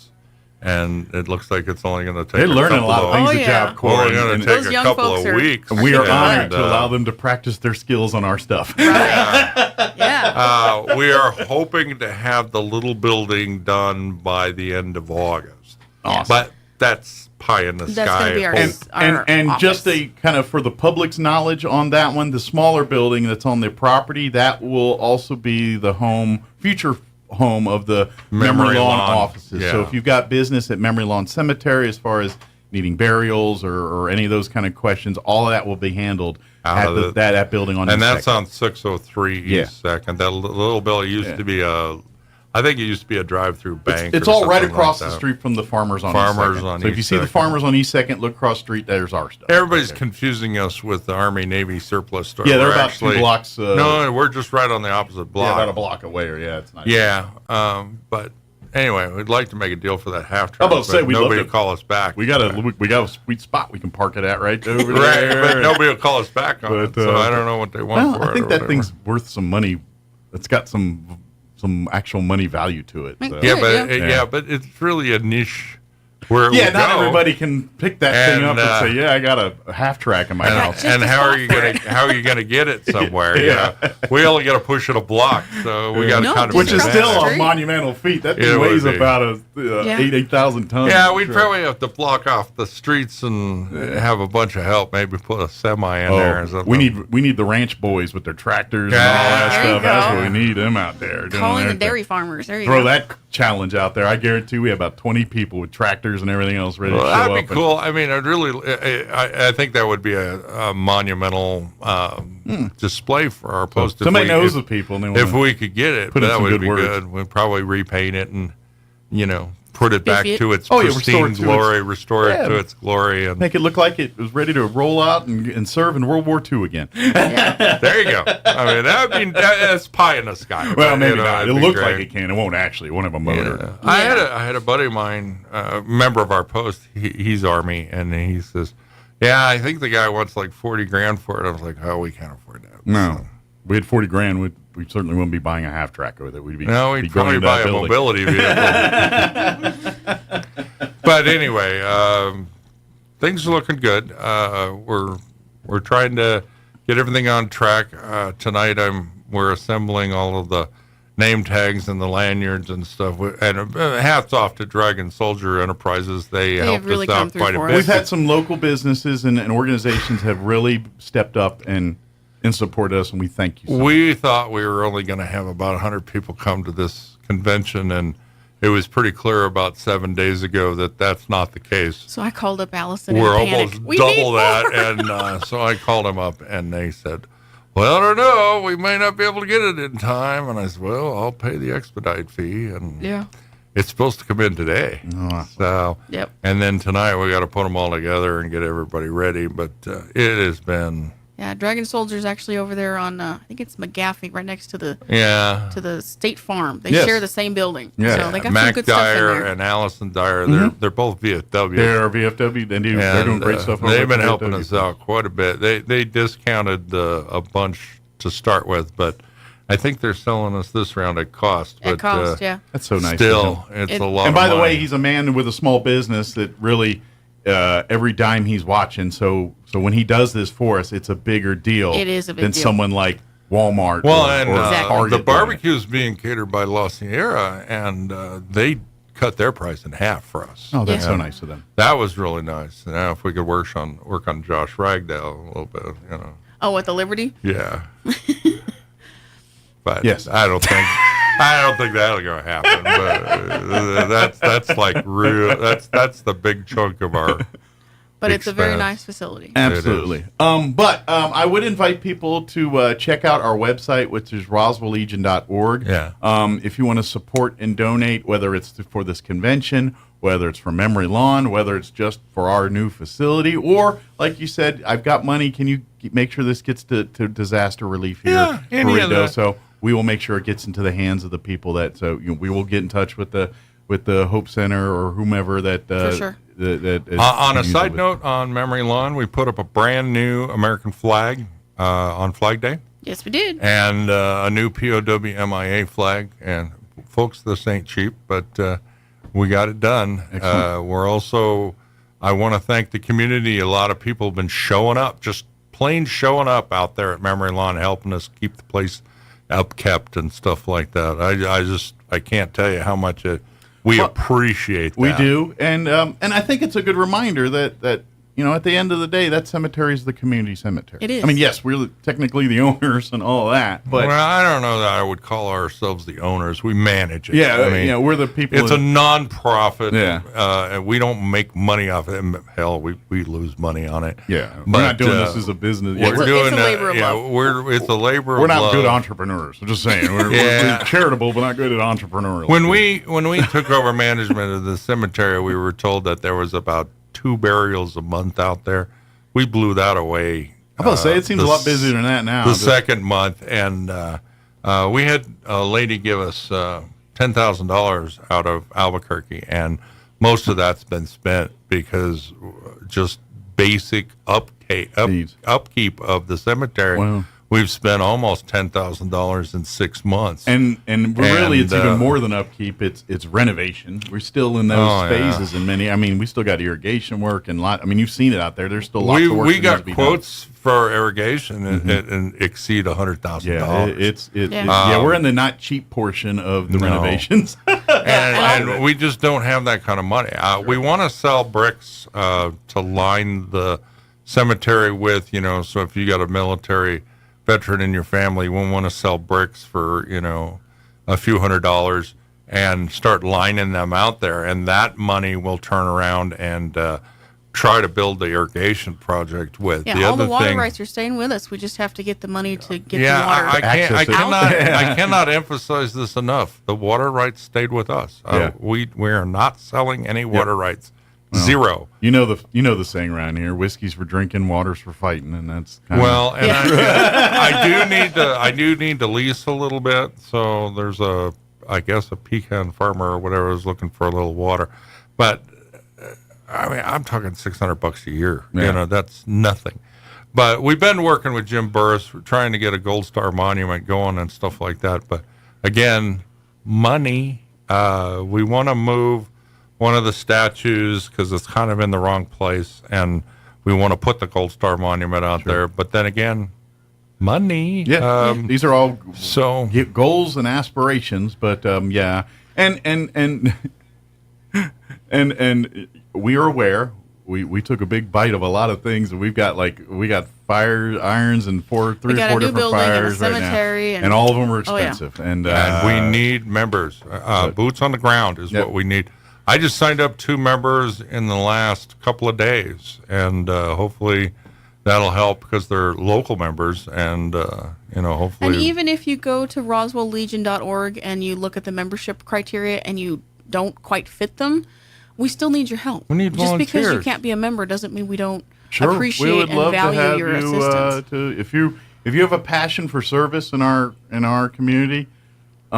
Yes, to be a Legionnaire or an auxiliary or son, there are certain requirements to be, and if you don't meet those, and granted, those requirements were lowered 2 years ago. And if you don't meet those, and you still have a server's heart, we would love to have you join and be a part of our Right. family in some way, shape, or form. Can we make you a Legionnaire or no? No, probably If not. nothing else, we desperately need a Cub Scout master. Yeah, because of our scouting side, we have some memory lawn side, we have volunteers and things like you said, and that work with us that aren't Legionnaires per se, and they just everybody, please keep Dave Heim in your thoughts and stuff. He had a heart attack, but he's recovering nicely. Well, that's he's our Boy Scout master over there on Missouri. Yeah, for Troop 2. Oh, I'm sorry for to hear Troop that. 2. He's- Yeah, he's recovering. He's recovering well. nicely, but he came to our meeting. He looked really pale, but we didn't make the connection, and I guess he had the heart attack like 24 or 48 hours later. But he's good. He's home. He's rested. That's right. We just saw him. Oh man. Yeah, we Wow. saw him on that Thursday, and then And I go away a week, and everything goes to pot. See what happens? Man, well, I'm glad that he's recovering nicely, and but this he thinks he's going to have a convention- diet change coming pretty quick here. This but, convention is going to be really important because we have a son, Joseph Navarrete.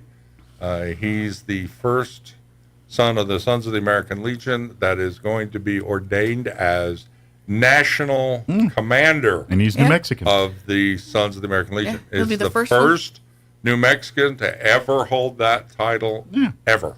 And what's really cool is his mom, about 12, 14 years ago, was the first national president from New Mexico. For the auxiliary. And between the two of them, it's the first mother-son duo that's Wow. done Yeah. that. So it's So, really cool. It's very important. It's going to put New Mexico on the map. We're going to be very important for a little while. Good deal. And our membership is reflecting our efforts. So Well, we'd love to get more people involved. Like you said, we come out. What's probably like if someone's just nosing around, where's the best place to point them at right now? Would it be at one of the hotels here, the McLaren? Where would be a McLaren, good place I to believe, is visit? sold out. I mean, just to come visit and talk. Like The Clarion is where everything That's is gonna where we're happen. having our meetings and stuff. So I would Everything imagine happens at the Clarion. if you're looking for a room, yeah, probably not. But if you're looking for information or you want to become a you want to Legionnaire, wander around the lobby there, you're going to run Or into have some probably veterans 50 people that can questions. give you good knowledge. hang out at the Clarion here, Yeah. like starting tomorrow. You're gonna see guys in pointy yeah. hats and gals in pointy hats all over. Actually, I heard that some people had pulled up already because Yeah. we'd had some reports that the convention start already. I'm like, no, Not why? yet. Well, there's a bunch of American Legion fans at the Clarion. Well, that's Thursday. the state heads getting into For town. folks setting never things up. in the military, when That's you're the in basic advanced- training, that's the advanced crew. If you're in basic, and every one of these Legionnaires has spent some time in a basic training outfit. At in some way, least 2 weeks. And and one of the things they drill on time, you're late. That is the nature of the That's veteran. not in the Air Force. That's Army. That's Marines. I don't know. I got that lecture a lot of times in the Air Force. What, did you have a lot of Army, Air Force guys there? Or what? I just had a Air lot of- Force was on like, time, you're late. it'll happen when we get there. Nice. I didn't. Besides, experience we that. fly at 600 miles an hour. How fast do you walk with a 60-pound pack? I have a we'll jammer. get there before you. I had a jammer. I had a hydraulic jammer that I had to drive around in. So I had wheels. Nice. They didn't go very fast. You could pop some good wheelies with them. Oh, I'm not supposed to tell you that part. Sorry. well, I tell you, I'm in this wheelchair, right? And this wheelchair can get up to 4.6 miles per hour, which is about twice as fast as she can walk. Yes. So don't worry.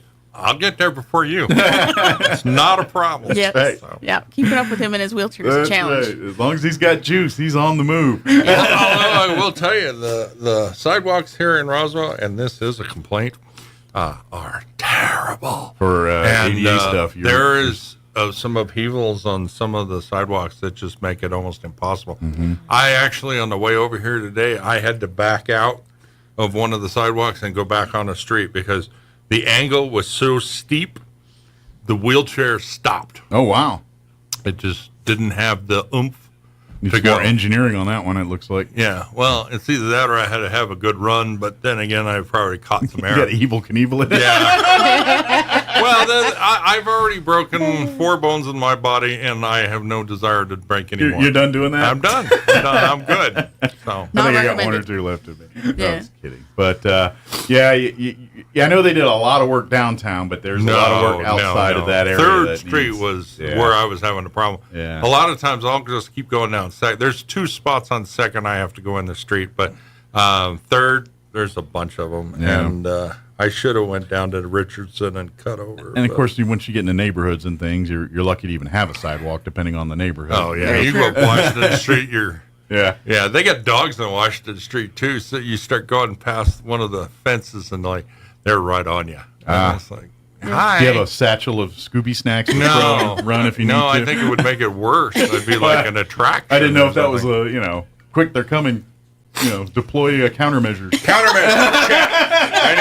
Chaff. I need chaff. But all jokes aside, beginning tomorrow, probably today, you're going to start seeing a lot of Legionnaires coming into town. The Clarion is kind of our central hub this weekend for events and things. So if you're a veteran or someone who just wants to get involved and see what's going on, our membership meeting in July has moved to the 11th because we're patriotic. On the 4th of July, we're going to try to meet down at the new post and have a barbecue. Yes, but we're not going to have a meeting. We're going to go to the 11th.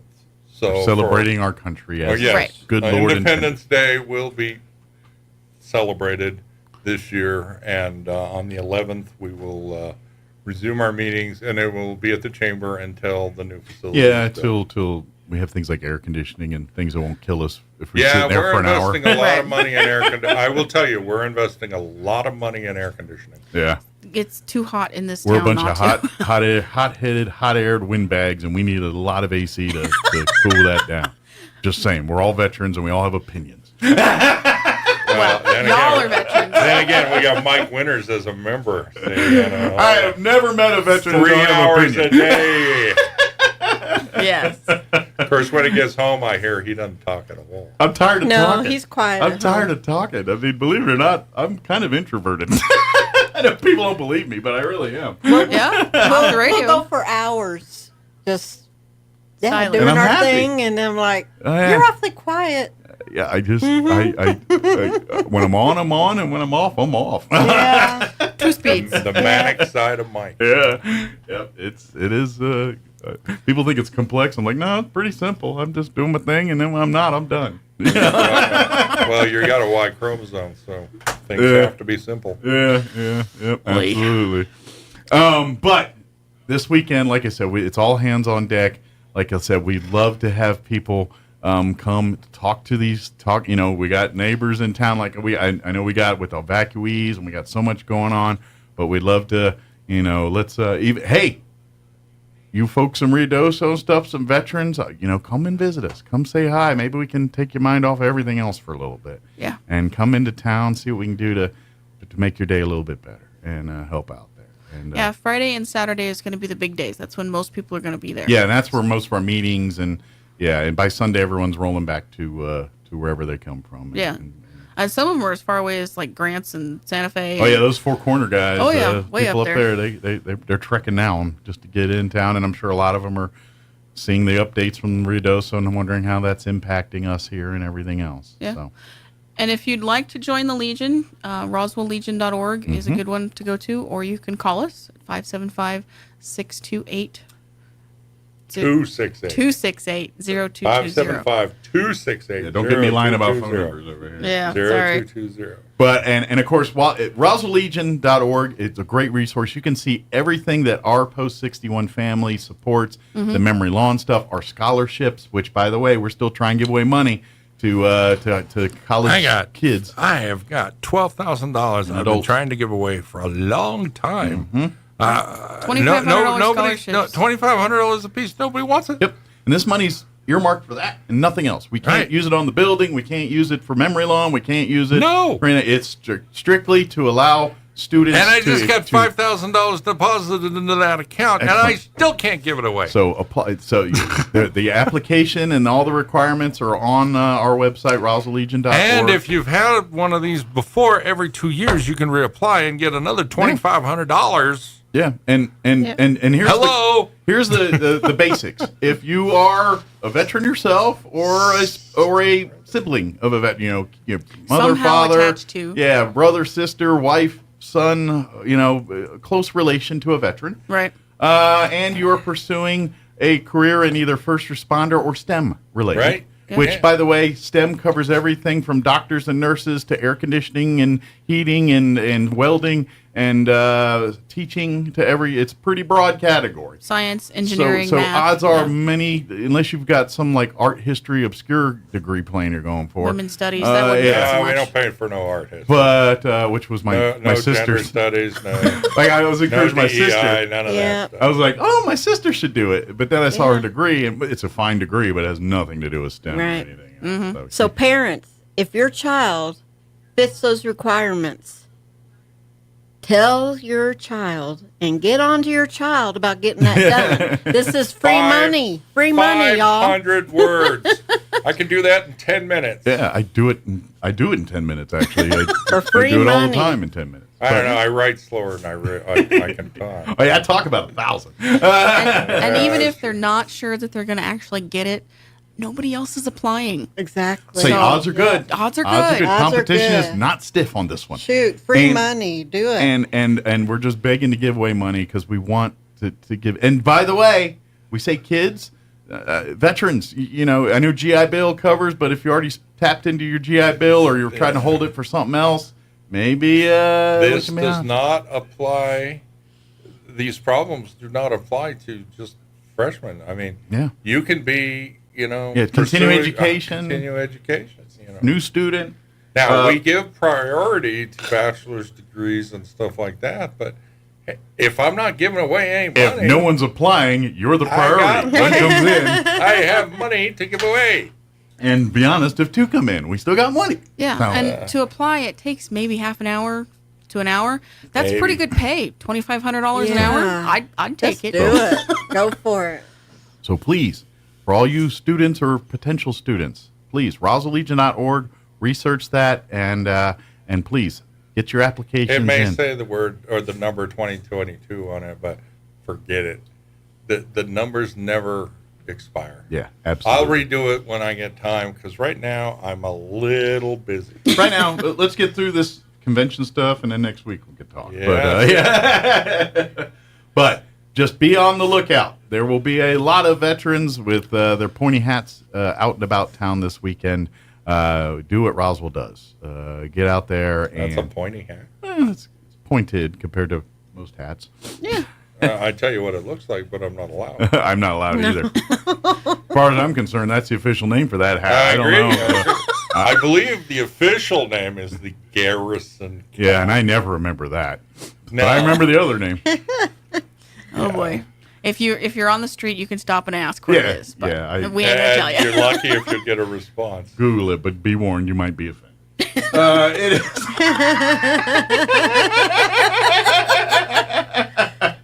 So true. We're military. I just saw the time, and I got to play about a minute and a half's worth of ads before they kick me off the radio Well, here. thanks, Mike. RoswellLegion.org. RoswellLegion.org is the website. Go there. We're going to be at the Clarion really en masse here starting tomorrow for the next couple days. We'd love to have you come in and be a part. Email me, commander@roswelllegion.org. Yes. Call me, 575-268-0220. Or join us at our next meeting, June the 11th. Or July the 11th. Sorry, July the 11th. 6 p.m. 6 p.m. at the Chamber of Commerce. Yep. Thank you. Thank you very much. Thank Mike. you, guys, and we'll see you. I'll see you guys later. Adios, muchachos. Yeah, I'll see you later tonight. 9:58. Annual Lee County Fair and PRCA Rodeo is coming August 2nd through the 10th at the Lee County Fairgrounds in Lovington. Celebrating 88 years of tradition, complete with the Arts and Crafts Showcase, Carnival, PRCA Rodeos, Pioneer Iron Chef Contest, livestock shows, junior livestock sale, yucca building exhibits, special rodeo, and more, plus the best food ever. The concerts begin Friday, August 2nd with the Hispanic Heritage Celebration, then continue August 6th through the 10th. More info at leecountyfair.net. The 88th Annual Lee County Fair and PRCA Rodeo, coming August 2nd through the 10th at the Lee County Fairgrounds in Lovington. Cash for Junkers is back at Roswell Honda, and that means if you can push it, pull it, or drag it to Roswell Honda, it's worth up to $3,000 towards your next vehicle. And with a lot chock full of beautiful new and pre-owned vehicles to choose from, your old busted could be the key to your new hotness. And push, pull, and drag your family to Roswell Honda Saturday, June 22nd from 10 to 1 for free hot dogs and drinks, stuff for the kids, and your chance to win a $400 Visa gift card. Cash for Junkers, on now at Roswell Honda, 2177 West 2nd. Here's a Mornings with Mike Winters fun fact. Sigmund Freud once believed that cocaine could be used to help treat a morphine addiction. Mike used bacon to get over his addiction to beef. Here's Mike Winters. And good morning. Closing in on 9 o'clock. Town Hall News coming up here in just a few seconds. Stay tuned next hour. We're going to have Justin Dominguez, lead investigator with the district attorney's office, going to join us, give us an update what's happening out at the DA's office. And of course, their world's different, than dealing with the fire stuff. But I imagine their world's impacted by that, too, here. So we'll probably talk a little bit about that. So we'll get that update next hour. And, of course, as I've been saying, I've been sharing pretty regularly on our 106.5 Facebook pages about resources if you're needing things for evacuees or if you'd like to offer your services or items. I've got a bunch of links and places you can get involved there on our Facebook page. You're listening to 106.5 Roswell's Talk FM, KEND or Roswell Mesa. News this hour from townhall.com. I'm Greg Cludden in Washington. The 10 Commandments are heading to Louisiana schools. Louisiana has become the first state to require that the 10 Commandments be displayed in every public school classroom. Republican Governor Jeff Landry signed the bill mandating the display on Wednesday. The GOP drafted legislation mandates that a poster-sized display of the 10 Commandments in large, easily readable font be required in all public classrooms, from kindergarten to state-funded universities. Proponents say the purpose of the measure is not solely religious, but that it has historical significance. Classrooms must display the 10 Commandments by the start of 2025. Keith Peters reporting. Parts of Texas are getting pounded with rain from Tropical Storm Alberto. In New Mexico, authorities say wildfires have killed at least 2 people and damaged more than 1,400 structures. And more high temperatures are in store today from the southwest to the northeast as the heat wave continues. Russia hit Ukrainian energy facilities overnight, injuring 3 workers and damaging equipment. It was, said Ukraine's largest private energy company, another difficult night. DTEK said one of its power plants had been seriously damaged, adding that it was the 7th large-scale Russian attack on its infrastructure in the last 3 months. It's called for Ukraine's air defences to be strengthened urgently, saying that almost all the units it repaired last year had now again been damaged or destroyed. More Ukrainian citizens face rolling blackouts. Meanwhile, the European Union has agreed a 14th package of sanctions against Russia that's expected to be signed off on Monday. Danny Eberhardt with the BBC. The Labor Department reports the number of Americans applying for unemployment benefits fell by 5,000 last week. More on these stories at townhall.com. Government debt is now exploding by an...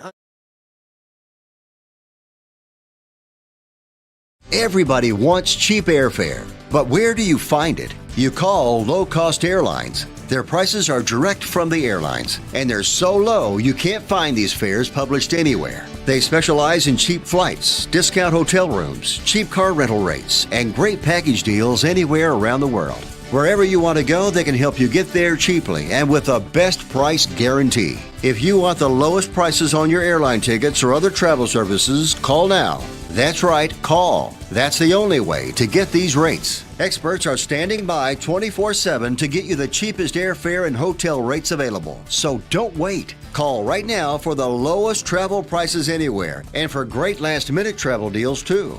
Call 866-755-5300. That's 866-755-5300. Again, that's 866-755-5300. Call us right now. Cents in a month. The national average for a gallon of gas today is about $3.45 a gallon. A month ago, it was $3.59, says the AAA. Of course, that's an average. The highest prices tend to be in the West. It's $4.82 a gallon on average in California.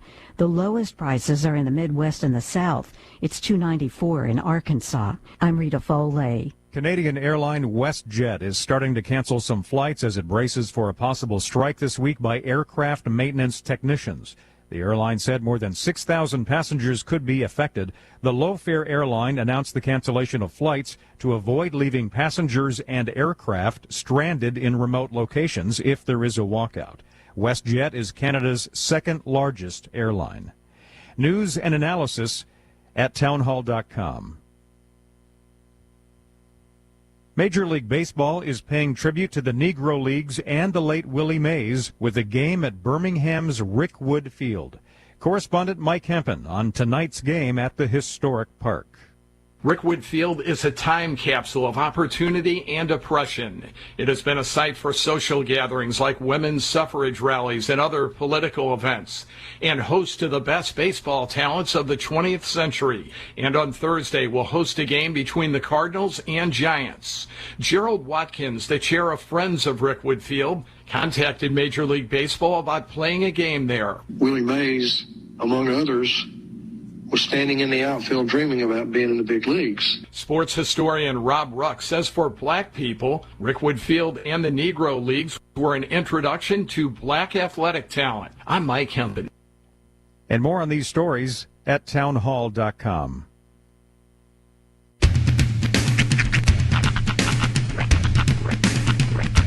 What in the wide, wide world of sports is going on here?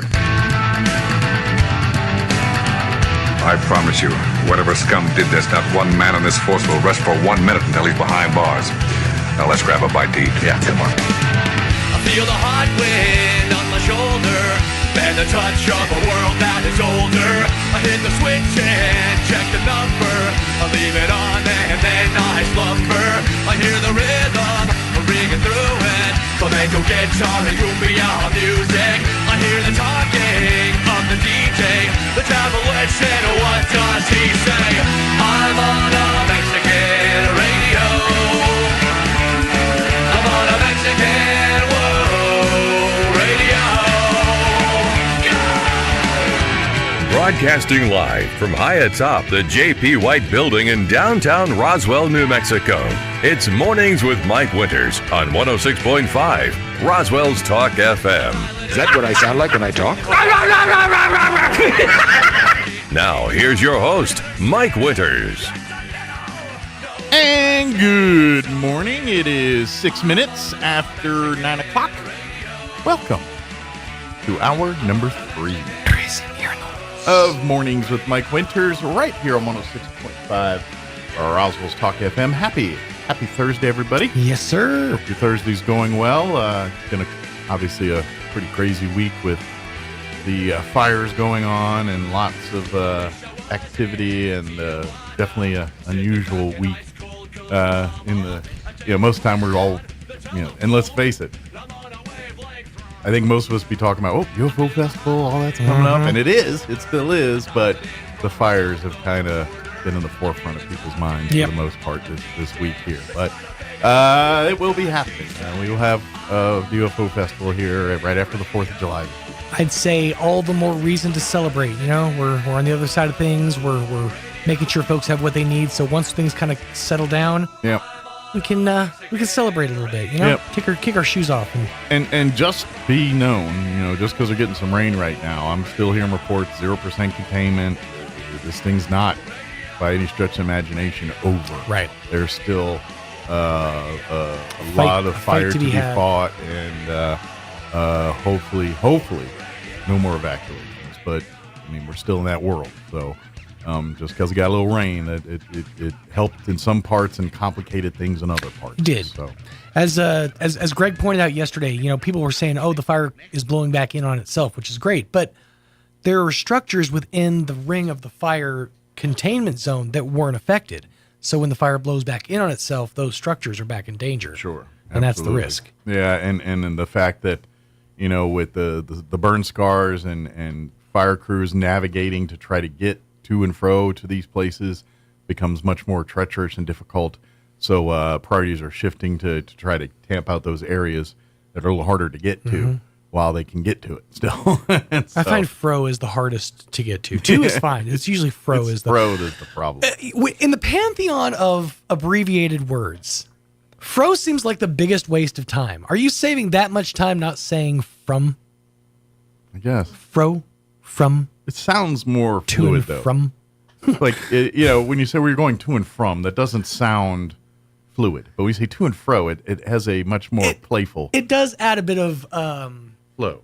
Well, a flair, That's like the prestige to it. But it just seems like the most unnecessary abbreviation out there. It's almost like this is something that came up yesterday.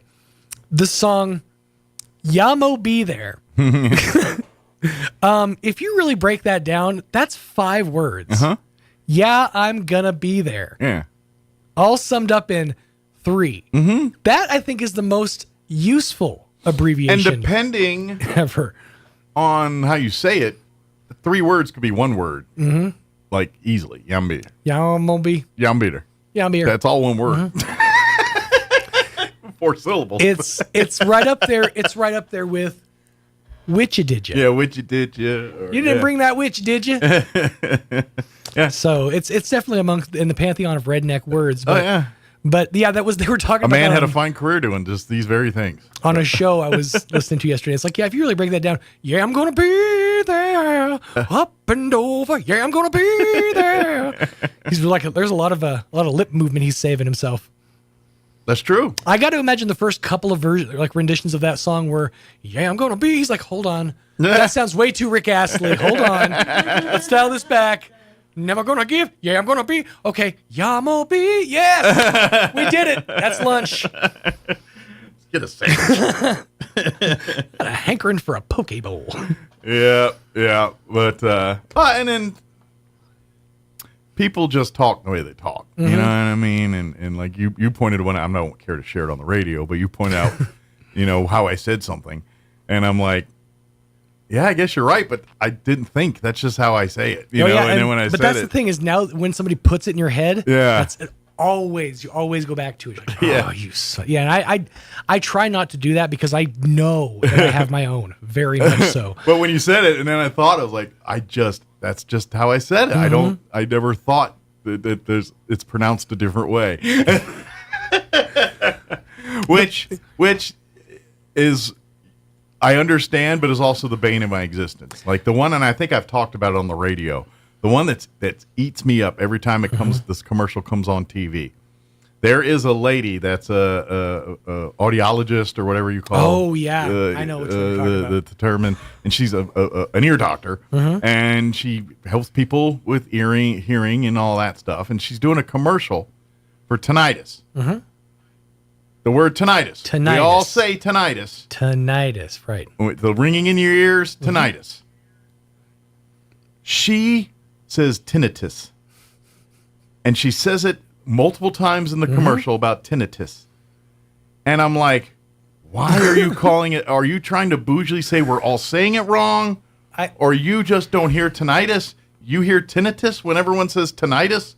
But it irks me every time. And I'm like, this is your job. And you're the only one who says tinnitus. You're right. Well, that's the thing. There's certain words that over the course of time, like the pronunciation pantheon has changed. Yeah. Like, when did we start calling it Uranus? Hasn't it always been Uranus?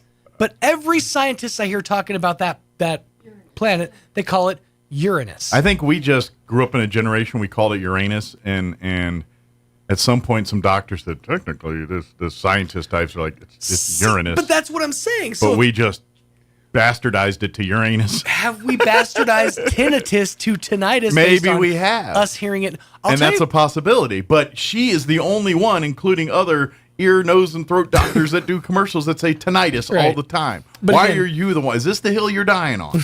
Well, I want to know. She probably had a professor say it that way one time, and it just stuck in her head. And she's like, "This is the correct pronunciation, because that was my Mr. Feeney, so this has got to be right." You know what? When I was a teenager, I had the same problem. When I'd mentioned when I was Boy Scouts, everything. I got to go to Australia for World Jamboree and stuff when I was 14. So, pretty unique, cool experience. I love it. But anyway, going to Australia, one of the cities the first city we land in and sightsee and explore is Melbourne, Australia. Oh, okay. A lot of people call it Melbourne. Mm-hmm. Australians call it Melbourne. Melbourne, Australia. Yeah. The R is either silent or not hard. Mm-hmm. And so I, to be like the locals, I'm like Melbourne. But when I got back, you were in Melbourne, and I had that whole. It's not Melbourne. Yeah. It's Melbourne. Yeah, you feel entitled to correct them now. But then I'm saying, I'm just that bougie. I went to Australia once. Now I'm an expert. Kind of, those people. It's sort of within the first 3 months of my working here at Pecos Valley Broadcasting, because this is the first time I've been to a multi-county market. Mm-hmm. You learn how to pronounce words like Mermaud. Mermaud, yeah. Because I grew up in the South. When you see a word like that, it's Mermaud. Yeah. That they call it Mermaud. Mermaud. Yeah. But it's I just saw that and instantly went to Mermaud. Yeah. Well, it's my La Plata La Plata all over again. By the way, if you don't know that one, there are two towns, one up in northern New Mexico called La Plata, spelled L-A space P-L-A-T-A. Right. In Maryland, 10 miles south of where I grew up in Waldorf, there's a town called La Plata, L-A space P-L-A-T-A. If I called it La Plata, they look at me like I'm a rube. And you wonder if it's just like, did they pick up on the wrong pronunciation and just rolled with it? I think that's accent driven. I think La Plata and what you hear here is the true way it's supposed to be said, because it's probably a Spanish origin word to begin with. And by the time it got to Butt Scratch, Maryland, it's like, you need La Plata. It just turned into that. Not until I met an actual Native American did I learn that I was saying there's a fort in Oklahoma called Fort Washita, but that's how I've said it my whole life. And then I was corrected. Oh, it's Fort Washita. It's like, yeah, okay, fine. I've heard Washita my whole life. Well, that is the Oklahoman version of it, I'm sure. Yeah. But yeah, it's and there was another town in Virginia, and I think I've mentioned this on the radio, and it's spelled S-T-A-U-N-T-O-N. Staunton? Yes, that's how most normal people pronounce it. Right. Not the people of Staunton. They call it Stanton, and it's just Stanton. Of course, if you call it Staunton, that's how they know you're not from around these parts. It's Worcester. It's Worcester, Mass. All over. I mean, if you look at Worcester, you're like, oh, I've never been to however they spell it. It's very odd. Yeah. Yep, and that's how you know locals from not local. So, I've never been. That's what it is. I've never been to Worcester. Yeah. So when I'm up diddy bopping around La Plata and I'm going, this La Plata is pretty nice, they're gonna figure me out pretty quick. Ain't from around here, are you, boy? Yep. So I think a lot of it's just that. And you got such a pretty mouth, so you're really in danger. It really does danger up the situation. You don't happen to play banjo. Or know someone who does. Friends with any of the Beatties? Isn't that a pretty tree? Squeak! I've never looked at Ned Beatty the same since that movie. But none of us have. And I've seen many Ned Beatty movies, and I still go back to Deliverance. Talk about being typecast. It is 16 minutes after 9 o'clock. Like I said, we have Justin Dominguez, lead investigator for the district attorney's office here to join us. So we'll chat with him in just a few. But before we do that, let's get you up to date on the weather. I see rain and I see sunshine and I see hopefully get a little rain, but that's an odd picture. All right, here's your weather. I'm meteorologist Steve Hamilton with your Pecos Valley weather. Looks like we'll be getting some rain over the next few days from that tropical storm that's moving up from southern Texas and into our area. Showers and thunderstorms, pretty good possibility today. Will be in the mid-80s.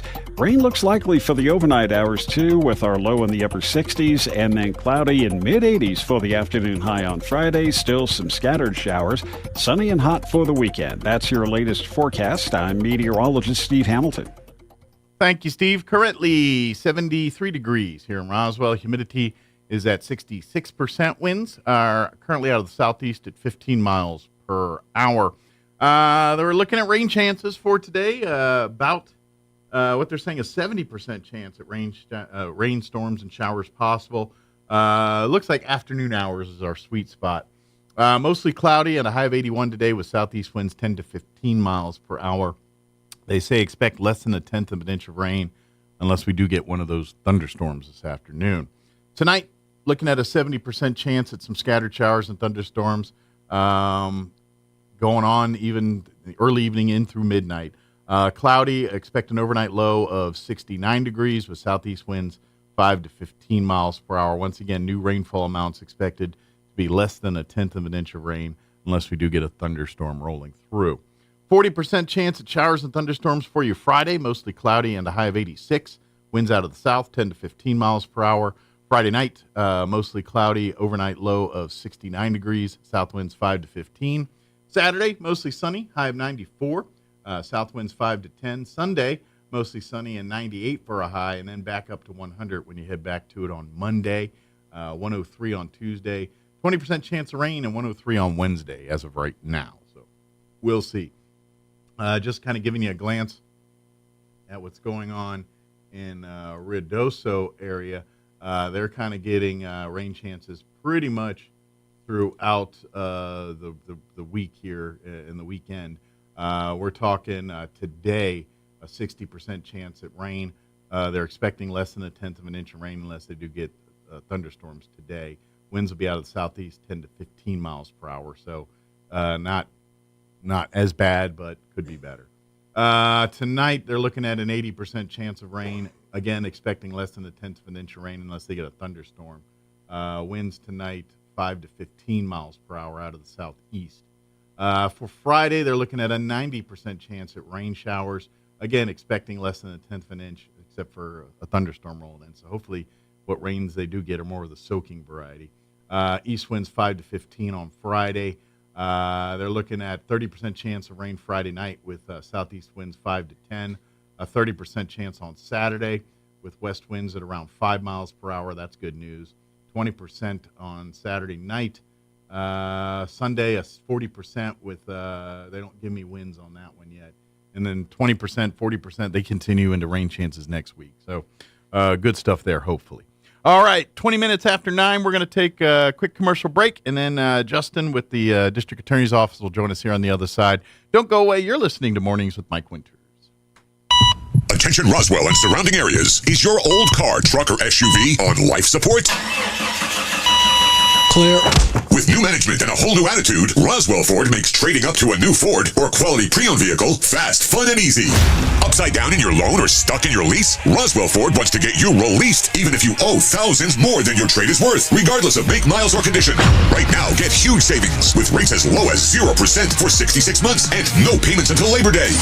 Plus, we have a great selection of low-mileage, one-owner pre-owned vehicles, all in prime condition, starting at just $10,000. Don't settle for a low-quality, overpriced clunker. Buy a quality pre-owned vehicle from Roswell Ford for a lot less. Worried about your credit? Don't sweat it. We've partnered with the most aggressive lenders that will push to approve you today, even with bad or no credit. Lower prices, exceptional trade-in values, and a better buying experience. Get on board at Roswell Ford, 821 North Main Street in beautiful Roswell, or online at roswellford.com. $15.15 per thousand finance on select new Ford models with approved credit. Your favorite time of year is here. Time to get the pool ready. And Mays Lumber in Roswell is your BioGuard headquarters. They have regular chlorine, including pool generators, and Soft Swim by BioGuard for your non-chlorine products. Prepare and maintain your pool for summer the right way for a full season of smiles instead of headaches. Get your pool ready for summer with Mays Lumber, 115 South Virginia in Roswell. You can count on Mays Lumber Company. Calling all men. June is Men's Health Month, and Artesia General Hospital wants you to step up and take care of your health. Every year, thousands of men in the U.S. die from preventable diseases. Take control of your health today and schedule a visit before something is wrong. Artesia General Hospital has specialists in a variety of men's health disciplines, but your primary care provider is the best place to start. Take your health seriously for yourself and for your loved ones. Visit artesiageneral.com/men's health or call 575-746-3119. If you're missing a tooth or several teeth, a dental implant may be the ultimate solution. Implants look and feel so much like real teeth that you probably forget you have an implant. Maupin and Brown Dentistry is one of New Mexico's most experienced implant providers, with literally thousands of implant patients who are absolutely delighted with the results. Call Maupin and Brown today for an evaluation. You'll be surprised how affordable implants can be. Maupin and Brown, your choice for experienced, state-of-the-art dentistry. Here's a Mornings with Mike Winters fun fact. The Goodyear Rubber Company researched and concluded that shoes wear out faster on the right foot than on the left. To fix this, just walk backwards for half the day. Here's Mike Winters. And good morning. It is 23 minutes after 9 o'clock, and joining us in the studio this morning from the District Attorney's Office here, our lead investigator, Justin Dominguez, back with us. Good morning, Justin. Good morning. How are you, sir? Good. How are you doing today? Doing well. Doing good, well. Good. Running and gunning. Yeah, we were talking off air a little bit. And of course, most people's brains right now are focused on the fires and what we can do to help and getting coordinated efforts to do whatever needs to be done, wherever it needs to be done, and as the attention should be. Sure. But you guys, I mean, sure, your offices are working and partnering with other groups to make sure to help. But at the end of the day, you guys, there's still cases to prosecute. There's still investigations to conduct. Yes, sir. And so for you, it's just another basically normal, atypical day. Right, and not to be insensitive at all as to what's going on in our surrounding communities and everything. But yeah, we still have victims to protect. We still have people want justice to prosecute. We still have things to move forward, and we are working in partnership with some of the other agencies and working to get items for donations to the evacuees and to people. I imagine over the there. DA dogs are probably out and about doing what they can do. Yeah, you know what? In any way, shape, or form. Yeah, you guys have spoke with her. Gina's amazing, and anything. I'm sure if there's any way that they can be utilized, or if there's anything that they can do to assist in this situation, they'd be more than happy to step up and take care of business. And by the way, side note here, while we're in the of supporting and giving, if you go online, you can type in DA Dogs on Facebook. It should pop right up. If you'd like to support, because that is an amazing program that's really kind of grassroots out of this area. Yes, this is something that was started here, and now the rest of the area is kind of saying, you know what, this is a great idea. And these are dogs. Like if you think of the Casa dogs, where they work and serve as bringing calm and normalcy to a room when the children are trying to navigate and negotiate what they're going on. Sure. These work in very much the same fashion for, say, victims or witnesses. They serve in roles of making normalcy and comfort into a place that may not be comfortable for people. They even go offshoot into hanging out at the library sometimes for kids to read at them. But their primary purpose is to serve that need to help witnesses and to help people. And they're finding great success with this. And now I've seen it personally. Yeah, and the program's expanding. And but here's the thing. The legislators haven't been able to get the funding from the state and other resources. So everything that's being done now is grassroots, donations, people that believe and support in the program and want to help in any way, shape, or form. So if you'd like and it's an amazing program. If you'd like to help out, please. Donations, there's different ways you can help, and it'll tell you there. Right. Please support that because at some point our state and federal people will say, hey, maybe we should invest money in this and make this a bigger thing, and then we can make it happen. Right. Until that happens, it's the onus is on us. It's all funded by donations and by businesses in the area helping out with for example, with dog food and stuff like that. We've got local businesses that assist us in those areas. Yeah. But I'm glad you brought that up because I also wanted to talk a little bit about the golf tournament that's coming up October 19th. Yeah. Is and this a big is strictly to help raise funds for that's it. It's coming up October 19th. It's a 3-man golf scramble. It's $100 a person, so $300 a team. And it's going to be at the New Mexico Military Institute golf course. Yeah. And there are different tier levels of sponsorship that you can do also. And now's the time to sign up for that kind of stuff. And by the way, the tournament's in October. Yep. Which means the weather will be nice. Should be beautiful. It'll feel like spring. Yes, it should be beautiful. But if anybody wants any more information about that they can contact Gina at the District Attorney's Office and inquire as to the sponsorship tiers and stuff like that. Please reach out. Please sign up your teams, or if you want to sponsor a T-Box or be a event sponsor or various levels of sponsorship. Again, every dime that you're donating to go whack balls and have fun is going to help. And that's a great way. That's a great way to donate and go out and enjoy yourself. Absolutely. Being good and helping out doesn't have to always be work. Exactly. Sometimes it could be you eating a copious amounts of food or hanging out, whacking the ball around on the golf course. Yes, sir. And all of that helps. And we appreciate the support from the local communities for this foundation because, like you said, it's privately funded. I mean, not privately funded, but it's funded through donations. Yeah, the public and stuff like that. There's no major entities funding. Exactly. It's all just people. So we donate. appreciate those that do reach out and support that. We want to change that, obviously, because yes, our taxpayers' money should be being better invested into programs like this. And our legislators are fighting that fight. But till that fight's won, this is the best we can do. Yes, sir. So come whack golf balls. Come to make October donations. 19th. Yes, and to be honest, I would imagine if you talk to some of the families that have used and had these animals as part of their whole experience, I'm going to say 99.9% of them said that was such a great beneficial. I would venture to guess that there's some testimony that's been provided in court proceedings that probably was made possible by having the comfort of one of those dogs nearby, one of those canines nearby to assist them in comforting them or bringing their anxiety levels down or anything, as dogs are so. And that's the beauty of humans. Yeah, it's the beauty of humans. We all try to think, well, there's got to be this program or resource and to find out why we do this. And sometimes you just put a dog in the room and let the magic happen and things work itself out. Yep. And, we need that side where we're studying and investigating, but sometimes you're just like, let's just throw a sandwich on the table and see what happens. Yep. And that's kind of what this program is like. We're very grateful for the handlers and all the canines that support us in this district and all the work that they do. They do a great job for us, and we're very appreciative of them also. So. Absolutely. So please, thank you to everyone that has supported and continues. And we're asking for more to get out there. Absolutely. And come whack some golf balls or get involved in October other ways. 19th. And let's do this. Yes, sir. That being said, with the investigation side of things, like, just gee whiz curious, and I know this really Ruidoso is different, but for folks dealing with court cases and all, I imagine for those folks, if you had court issues in Ruidoso and stuff, I'm sure people have contacted you, but I'm sure all that's been put on back burners right now. Cases are being delayed, postponed, or whatever is needed for those districts. I know that's not really your wheelhouse. It's a different district than what we deal with here in the 5th, but if there are people listening that maybe have pending cases or something, the best I can offer is to just make sure you're doing your best to maintain contact with your attorney. Yeah, stay in touch with the phone calls because and to be honest, and your DAs here deal the same thing in these things.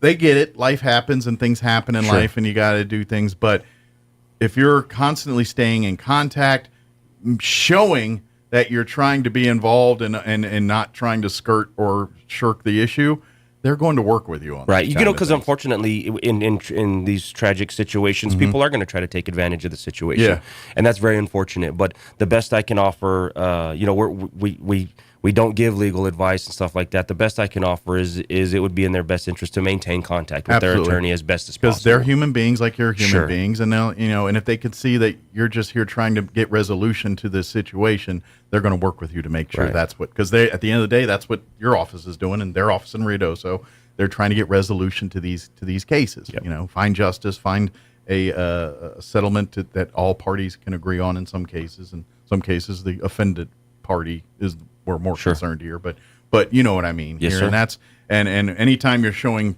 that you are actively doing that, it then it turns out okay. Right. But and life happens. Things happen. Things slip through the cracks. I mean, you see, like the one that this wasn't here, obviously, but that viral video of the guy that showed up on a virtual thing to appear for court. I don't know if you saw this one. And he was driving on a suspended license, and it turns out he was like, "What are you driving?" Turns out that was a big mistake, and it wasn't the guy's fault after all said and done. The guy legit thought he had a license, and there was some clerical error, but those do happen. It does, and there's another one that where there was a hearing on a domestic violence case, and there was supposed to be no contact between both of the parties, and the defendant was on virtual court from a different room inside the residence where the victim was also, and was telling the judge that he wasn't there. So they sent an officer to check, and sure enough,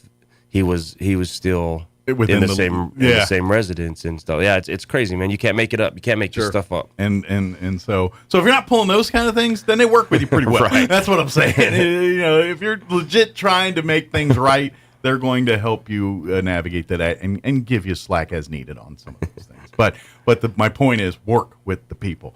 Don't just don't blow it off. I mean, you can't blow it off. If you ghost them or blow it off, that will catch up to you. It may be a year or two, but it will catch up to you at some point. Someday you're going to be doing something, and then that happens. No, and our thoughts and prayers and good vibes are with the community, with the village of Ruidoso, and everyone that's been affected by this tragic incident that's ongoing. Yeah. I mean, we can't even say that's occurred. It's continuing. It's ongoing. I'm sure you stayed in touch with some of the attorneys and things over there. Are they all okay and everything from what you're hearing? As far as displacements go and stuff like that, are they getting taken care of? Contact is spotty, so all we can do is wish everyone the best right now and pray for the best outcome for all involved. Absolutely, yeah. So, but as far as for folks that don't maybe just first time tuning in and haven't heard Justin, what he does here at the district attorney, he's the lead investigator. So how that kind of works in a nutshell is when the district attorneys have their cases that they're trying to build to prosecute, for whatever way, shape, or form. The police departments, they make the arrests, they gather initial evidence and things, but once the victims been identified and a case has been set up, and now we're in the process of determining guilt, innocence, and what's going to happen next. This is where your office, the investigation office, comes in, because you're kind of where the police are off, new crimes, new cases, and sure they have detectives on open cases and things, but once there's arrests made, that's when you guys come in, and if there's more evidence that needs to be solidified or gained or vetted out, things like that, that's where your office comes in and in essence serves that role for the liaison for the DA or the attorney. Right. So to get the information and evidence needed so they can use that in court to bolster the case. Yeah, so we have a really cool job, that we get to do within the district attorney's office. We've talked before. There's many different divisions under, within the district attorney's office. There's not just prosecuting attorneys. There's different divisions, and one of the divisions within the agency is the criminal investigations division, and I'm the chief investigator. I run the criminal investigations division for the 5th. I have 2 other investigators that work out of the other offices in the district, and they're an integral part of what we do moving forward through cases. A lot of times we assist the agencies with cases that because they're overworked and overloaded too, just like everybody else is. Yeah, you're right. Anything that we can ever do to offer a helping hand to the agencies. We're right there. I mean, we're all certified commissioned law enforcement officers ourselves. So anything that we need to do, even up to and including filing charging documents, if that's what we need to do. And I'm thinking in most cases, maybe not all, but most cases that people, investigators like yourself, Lehman, your first rodeo was probably wearing a badge and a gun and in a patrol car. I was on patrol for many years. Yeah, that's the story for many of at some point And life happened. Hey, I want to pursue this part, and that's the beauty of law enforcement. Right. If you're looking for careers in law enforcement, not every law enforcement person is sitting in a patrol car, correct, and hitting a beat every night. Yes, sir. All people wearing a badge have the ability to do that, but not all people that wear the badge do that. Right. That's yes, what sir. I mean. Absolutely. At the end of the day, when you're a peace officer, your job is to protect and serve. Right. And whether that means you're in a car. And this is what law enforcement is. Whether you're having a meal with your family on a weekend, or you're in uniform on duty, you're on 24/7. That's yes, sir. Just the life of an officer. And so this is kind of that. These are kind of the evolution for some folks, right, that they kind of I don't want to put on the uniform every day. I'm going to put on my hat, my badge, and I'm going to, go knock on doors and turn over leaves and find yes, evidence sir. and information to we also get cases from the Attorney General's office that are me or my investigators will get to investigate, to look into on different types of crimes. We work on a lot of the more high profile crimes and stuff like that go on within our district. But anytime one of the agencies needs anything, we're ready to step in and help out however we can. Gee was curious. Do you have some of the authority of police? Like, can you arrest people and things like that, or do you have to get law enforcement to actually? So we can file the documents, the charging documents to arrest, but it's called a uniformed arrest. Okay. So most of the time the person affecting the arrest is going to be a uniformed officer from an agency. Okay. It's it's called a uniformed arrest. It's called a uniform traffic citation. So someone in plain clothes, even a police detective, can't pull you over and write you a citation unless they're in uniform. So it's things like that. So a uniformed arrest, an arrest by definition is a uniformed arrest and has to be effected by a uniformed officer. So you basically pull the strings and everything in there, but you basically have to have a law enforcement officer. Yeah, we can file. I can file the charging documents and get the arrest warrant and sign off on the arrest warrant, and then go to the place with a uniformed officer so they can. And they're the effect ones the that arrest. slap the cuffs and make the actual arrest under your discretion and direction, basically. Makes complete sense. That's how I was asking you. It's like, does your powers go where you can do that? But yes, but no. Yes. I mean, you can't go by yourself. But yes. Correct. I can call a police department and say, I got a pickup. Can you meet me here? Yeah, and again, it would have to be a uniformed officer. Like it's the same thing with a detective at a police agency. If they go to arrest someone, they're there with a uniformed individual to effect the arrest. Sure. Which I imagine too, and not the saying that law enforcement talks. You know, like everyone has good relationships with the various agencies, and that some serve the same areas, some serve neighboring areas, but I think you have the unique perspective of everybody, because pretty much every single law enforcement agency that covers ground in the 5th District, you've got to have a relationship, whether it's state, a city or local PD, or a county PD, or even something like NIMI Police Department. You know, I mean, you know, you've got to have a working relationship with every one of those people in some circles. Yeah, and you know what's cool about that is myself. So my other two investigators are Hector Ramirez and Stan Jordan, and between the three of us, we have over probably 40, 50 years of law enforcement experience in this district, from Roswell to Hobbs to Artesia and Carlsbad. And you established a lot of these relationships just coming up in the ranks, basically. Yes, by all accounts. So Investigator Ramirez is primarily out of the Chavez County area, and he's worked with the Chavez County Sheriff's Office prior to coming to our agency, and he knows a lot of the individuals with the police department and NIMI and stuff like that through relationships that he's developed. And Stan Jordan came from Hobbs Police Department and the Lee County area and up through those areas. Myself, as a patrolman, I've worked in Lovington. I've worked for the Eddy County Sheriff's Office, the Artesia Police Department, throughout my career. So you make a lot of friends. We've all been, and then I regularly teach at the academy. I'm an instructor for the state, and I regularly teach at the Southeastern New Mexico Law Enforcement Academy. So continue to develop those relationships through cadets that are coming up through the academy. Those new generations of law enforcement, they've already got a relationship with you, because at some point you were showing them the ropes in some way, shape, or form. And here's and to me, I think that's probably your greatest asset, I'm guessing, as an investigative team, is yes, the experience, but the relationships. Yeah. Because where I think it makes a huge difference is when you call some of your friends at, say, the Lovington Police Department, because like you said, you've got circles there.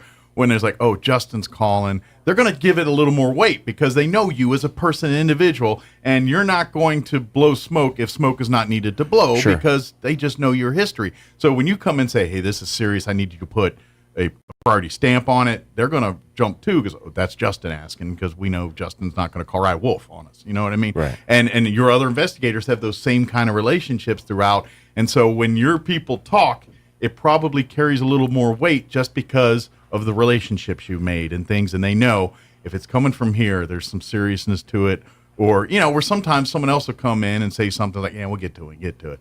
You walk in and it's like, nope, that's a priority. Well, you know what I mean? And the relationships with the outlying agencies are paramount, and it's a little easier it's a little easier for a police officer to talk to another police officer. Sometimes it's like mentality. Sometimes the mentality of a police officer and the mentality of a prosecuting attorney, the goal is the same, but the mentality may be a little bit different on the way it's looked at. Yeah. So sometimes it's easier for them to talk to another police officer, such as myself, who understands both sides and then can communicate that to the attorney in a way that's understanding to them. Well, so then it bridges that gap. Sure. I mean, let's face it, odds are pretty clear that your fellow investigators and officers, they see things more in the raw than a district attorney would. District attorney, they see the details, they see all the case, but unless they're watching the police cam footage or whatever, they don't get the rawness of it sometimes that your side gets. And so that's where that disconnect sometimes is like, Now, unless you're in the room with the screaming and the crying, it's kind of hard to understand. Even you can imagine it, but it doesn't resonate. And that's why it's no different than veterans. Why some veterans are good at talking with veterans but don't want to talk to anybody else. Right. Law enforcement, first responders, there's a lot of the same. Well, on the flip side of the coin, and I can relate to both sides, having done this now on both sides of the coin, but I can relate to the prosecution side too, and put it to the officers in a way where they understand where an officer's mentality might be. Because of your experience in the DA's office.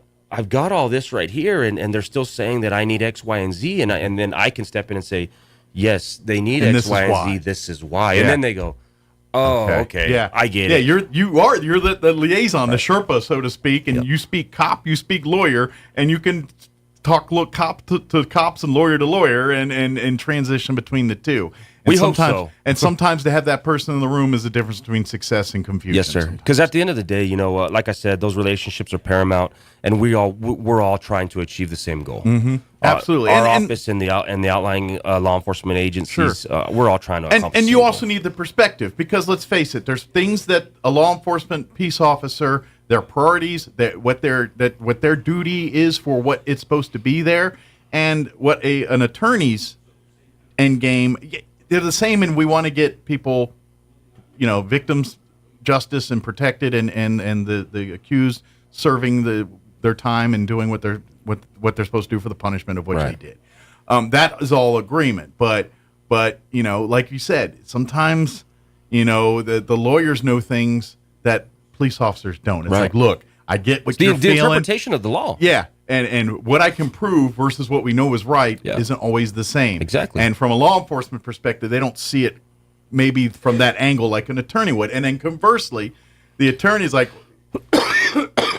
well, unless you can prove or prove, it's like, dude, this duck is walking, talking, smelling like a duck here. Especially when you're personally invested. Yeah. Like we officers get so invested in our cases because we see initially from the beginning how this is affecting people, how this is victimizing people. So we get personally invested in stuff. So it's very difficult to hear someone tell you, you can't do it. We need this. You don't have, even though everything in your bones telling you what it needs to be done, but.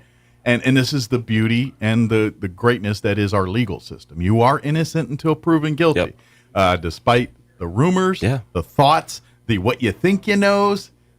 In the eyes of the courts, you are innocent until proven guilty. And everyone deserves to be afforded that opportunity. Because I think of it as God forbid one of my family members was ever in a tough situation. I would definitely want them afforded the opportunity to be considered innocent until proven guilty. And let's face it, sometimes mistakes are made, and there are people that are wrongfully convicted. Excuse me. I'm going to say more people are rightly convicted, but there are times where evidence steered the direction in a different thing, and for those instances, that's why we have to be thorough. Especially before a lot of the technological advances have been made that we have now. Absolutely, yeah. As technology gets better and things get better, DNA certainly. Right. The early years of DNA, they're finding out, we made some mistakes on some of this stuff, and now technology's better, and now we can argue about OJ all day or something, but I would imagine if we had the data collection that we did now that we did in the 90s.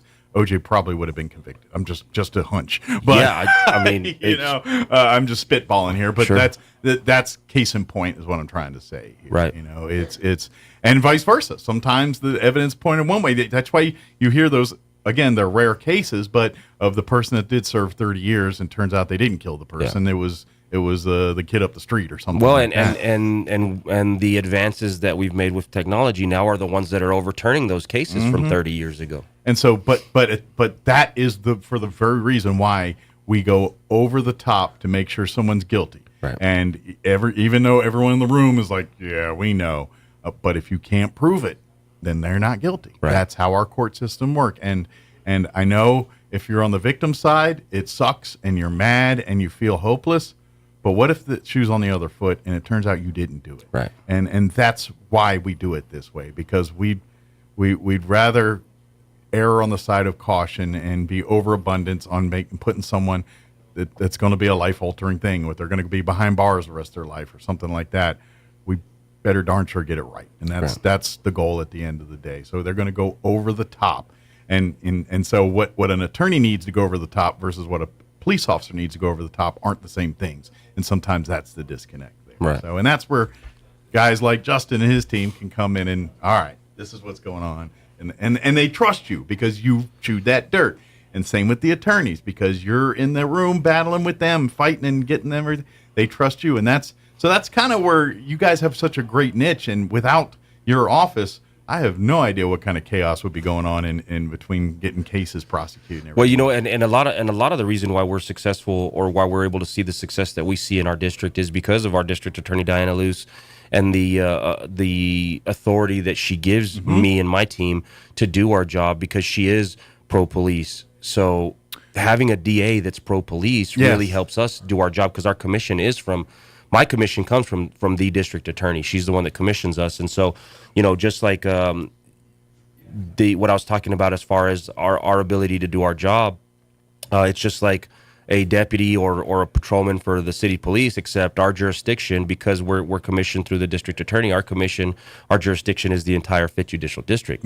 So I can help Hobbs Police Department tomorrow, and I can be here helping RPD on Friday, and you know what I mean, whatever the case may be. It's just our jurisdiction goes a little. You can cut through further. tape that other agencies cannot. Right. And that streamlines. And I've seen it work very positively on a lot of situations, which is the direction that I'm trying to move our division for this agency. In for example, you know, there's been some homicides that have happened where as soon as we're notified, then I'm on scene with the investigating agency, and I'm helping them with whatever I can. But not only that, even sometimes just being there to bridge that gap is easy. While the case agent is busy, or one of the agents are typing up a search warrant or something, then I can be on the phone with the attorney and telling them, hey, this is what we're looking at, this is what's going on. He's finishing up the search warrant now. Okay, he's fixing to send it. Okay, he sent it. Can you review that and let us know? And it just kind of speeds up the process. Sure. And especially when you're in evidence gathering or trying to catch resources, witnesses, the sooner, the fresher, the better. You always see TV shows like 48 Hours and stuff on A&E, and then they always say stuff like, if we don't solve it within 48 hours, it's going to get a lot harder after. And that is so very true in every single case.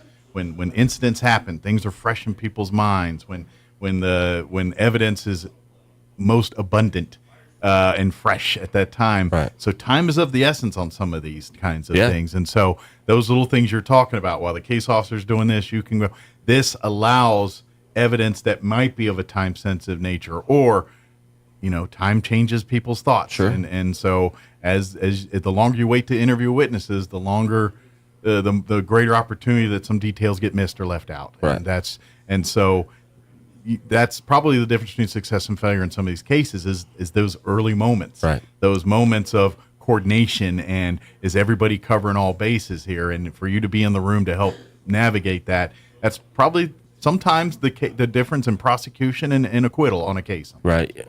And, you know, again, just to reiterate, my position looks very different if we don't have a district attorney that is pro law enforcement. You're right. And that's something that every time Diana's come in, either by herself or with yourself or with the other DAs, deputy DAs, she's very, you can tell she's in charge and she's the DA, but she runs by a collective. Yep. You know, I imagine every decision she makes when it comes, she's picture brain up ways and down ways before she says, we were laughing the other day. We were joking, and I told her I'm in constant communication with Diana, and I told her the other day I had gone on a little mini vacation with my family, and it had been maybe 3 days since I had talked to her. So when I ran into her on that 4th day, I told her, I said, I was talking to my wife, and I told her I'm having withdrawals. I haven't talked to Diana in 3 days. I don't know what's going on. We need to figure this out. But yeah, we stay in constant communication, and they have a red phone just like the president. This is what I keep looking at. That's my bat phone. Yeah, that's right. But yeah, no, she you know, not because she's my boss or anything like that, and at the sake of sounding like I'm trying to get, you know, something out of it, but she's just an incredible person to work for. She really does. She cares about all of the people, not just in the agency, but all of the citizens of the 5th Judicial District, all the constituents in this area. Like she really cares about them. And she does a phenomenal job. And the proof is the quality of the people that are in the office. And because let's face it, the district attorney's office, and it doesn't matter if it's in the attorney side or even the investigation side, there is uber stiff competition to pay people probably way more money to do very similar things you're doing now and what these attorneys are doing now in different fields.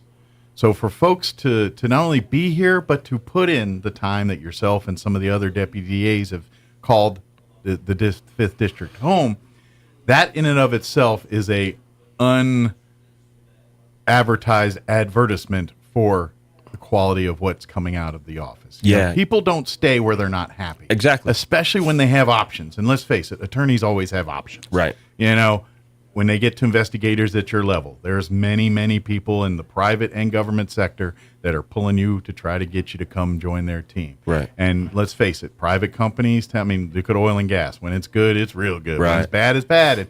And across the board, law enforcement, district attorney office, they're always fighting that battle of keeping the good ones in and not getting tempted to lure where the bigger bucks and the bigger, greener pastures are. And so the fact that, like yourself, and you know, not only been here a year, but years, and you know, I guess as long as Diana's been, district attorney, I've been right. You know, that is the unofficial advertisement, just saying quality of life's good here. You know, we say it, and you say it, and you're like, I love it here, but the real proof is the fact that there's so many people that have been here for years that the work sucks, but they're still here. Because let's face it, you're dealing with heinous stuff every day, and there's, even on a good day, you're things that make you want to shake your head and cry sometimes. It's easier to make sacrifices for the job when you know that you're being led by someone who truly cares about the mission. Exactly, and that's the point I'm getting at is she's leading that by example. Absolutely. And you're seeing that from the front. She definitely leads from the front. Justin and then really have to say a thing because it's already unsaid by just looking at the proof here. Yep. And that's what it is. And so, yes, so tip of the cap to her. And every time I get to talk to her and get an opportunity. She planned on being here with me this morning, but I get it. Trial prep and stuff coming up and everything. The day job is the day job, and sometimes you can't do the things you want to do. Because I know she really looks forward to the opportunities to come in here and she's great to talk to and love, and I love having these conversations with yourself and her and the other attorneys. And I think one of the things that a lot of people may not realize down here in the 5th is she's very well known and respected throughout the entire state as a district attorney. She served as the president of the New Mexico District Attorneys Association, and she's held different board positions through the National District Attorneys Association. So she's very well known and respected throughout the nation and the state. And that does help when her initiatives and things that she champions, since she's built that reputation, absolutely, it automatically gives it that certain level of credence. Yes, because she walked when she speaks, people definitely listen. The EF Hutton line, when she talks, people listen. Yeah. That's exactly what it is here. But I just saw the time, and we probably need to wrap this up here. But as always, we do appreciate anything we can get. And, of course, if you have questions and stuff, you can always call the district attorney's office. They'll be Do not hesitate to reach out to us. They'll give you the info. And if they can't answer the question directly, they'll put you in touch with the people that can and all that. But the biggest advice, I know in this more, Chaves County, it's business as usual. In District 5, it's business as usual compared to what's going on in Lincoln and everything else now here. But the best advice, stay in touch with your attorney, stay in touch. If you've got ongoing cases, if you're, it is the summer months, people vacation and want to do things.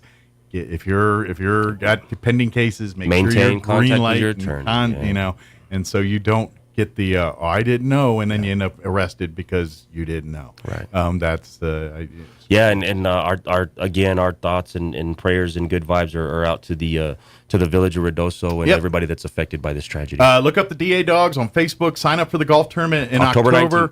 And let's and if your organization or business wants to sponsor, now's the time to reach out. Please. Let's get this. Let's get it to a point where we raise so much money. They're like, man, we could buy some more dogs and get a few more into the program and everything else. That would be or we can build a doggy palace for these guys or something. I don't know, some kind of doggy Club Med or something. A resort. Yeah. There you go. Something like that. Justin, as always, appreciate the visit. Stay safe. And thank you for all the work that you and your people do. Appreciate you guys. And we'll see you guys next time. Thank you so much. Appreciate you. All right, 9:57. Quick break before we get kicked off the radio. Don't go away. Can't hear as well as you used to? That can happen to the best of us. But when you can't hear people speaking or birds chirping, it's time to take action. That's when it's time to call Howard Allman with Here on Earth Hearing Care Center. Howard has been helping people hear better for over 55 years. Howard is who helps the Artesia seniors with servicing their hearing aids of all makes with free cleaning and hearing evaluations, and he's ready to help you. Howard can share with you information on Audibel Intrigue AI hearing aids with many features you might not expect a hearing aid can do, such as using your hearing aids to stream calls, music, and more. Plus, health monitoring, count steps, even fall detection, all built in. Meet face-to-face with someone who can help you choose the right hearing aid for you. Call Howard at 575-622-0375, and he'll be glad to set up a time to meet with you. That's 575-622-0375 for Howard Allman of Here on Earth Hearing Care Center. Cash for Junkers is back at Roswell Honda, and that means if you can push it, pull it, or drag it to Roswell Honda, it's worth up to $3,000 towards your next vehicle. And with a lot chock full of beautiful new and pre-owned vehicles to choose from, your old busted could be the key to your new hotness. And push, pull, and drag your family to Roswell Honda Saturday, June 22nd from 10 to 1 for free hot dogs and drinks, stuff for the kids, and your chance to win a $400 Visa gift card. Cash for Junkers on now at Roswell Honda, 2177 West 2nd. Are you looking for something fresh, or are you trying to find that confident smile you once had? Hi, this is Dr. Sarah Usher with Carabelli Dental, and I would like to invite you to our office to experience a new kind of dentistry. We have the most advanced technology and a highly trained team to provide you the best experience possible. Whether you're looking for a bright new smile or just want to make sure everything checks out for the best, call us today and set up your appointment for your next great experience. Come see the team at Carabelli Dental at the corner of 9th and Main in Roswell, or call 575-622-4455. Here's a Mornings with Mike Winters fun fact. Linen can absorb up to 20 times its weight in moisture before it feels damp. Now, you don't have to get up in the middle of the night to go to the bathroom anymore. Here's Mike Winters. And good morning. It is closing in on 10 o'clock. If you missed any part of the show, I invite you to check it out at your leisure. Log on to ksvptv.com. Keep staying tabs on our Facebook. All the things we're sharing on who can help where and what, and get resources to where we're sharing them as fast as fierce as we can on our Facebook. That's probably your best and fastest resource. Have a great day. We'll talk to you on Friday. Breaking news this hour from townhall.com. I'm John Scott. Tropical weather is bringing rain and flooding to the Gulf Coast. Tropical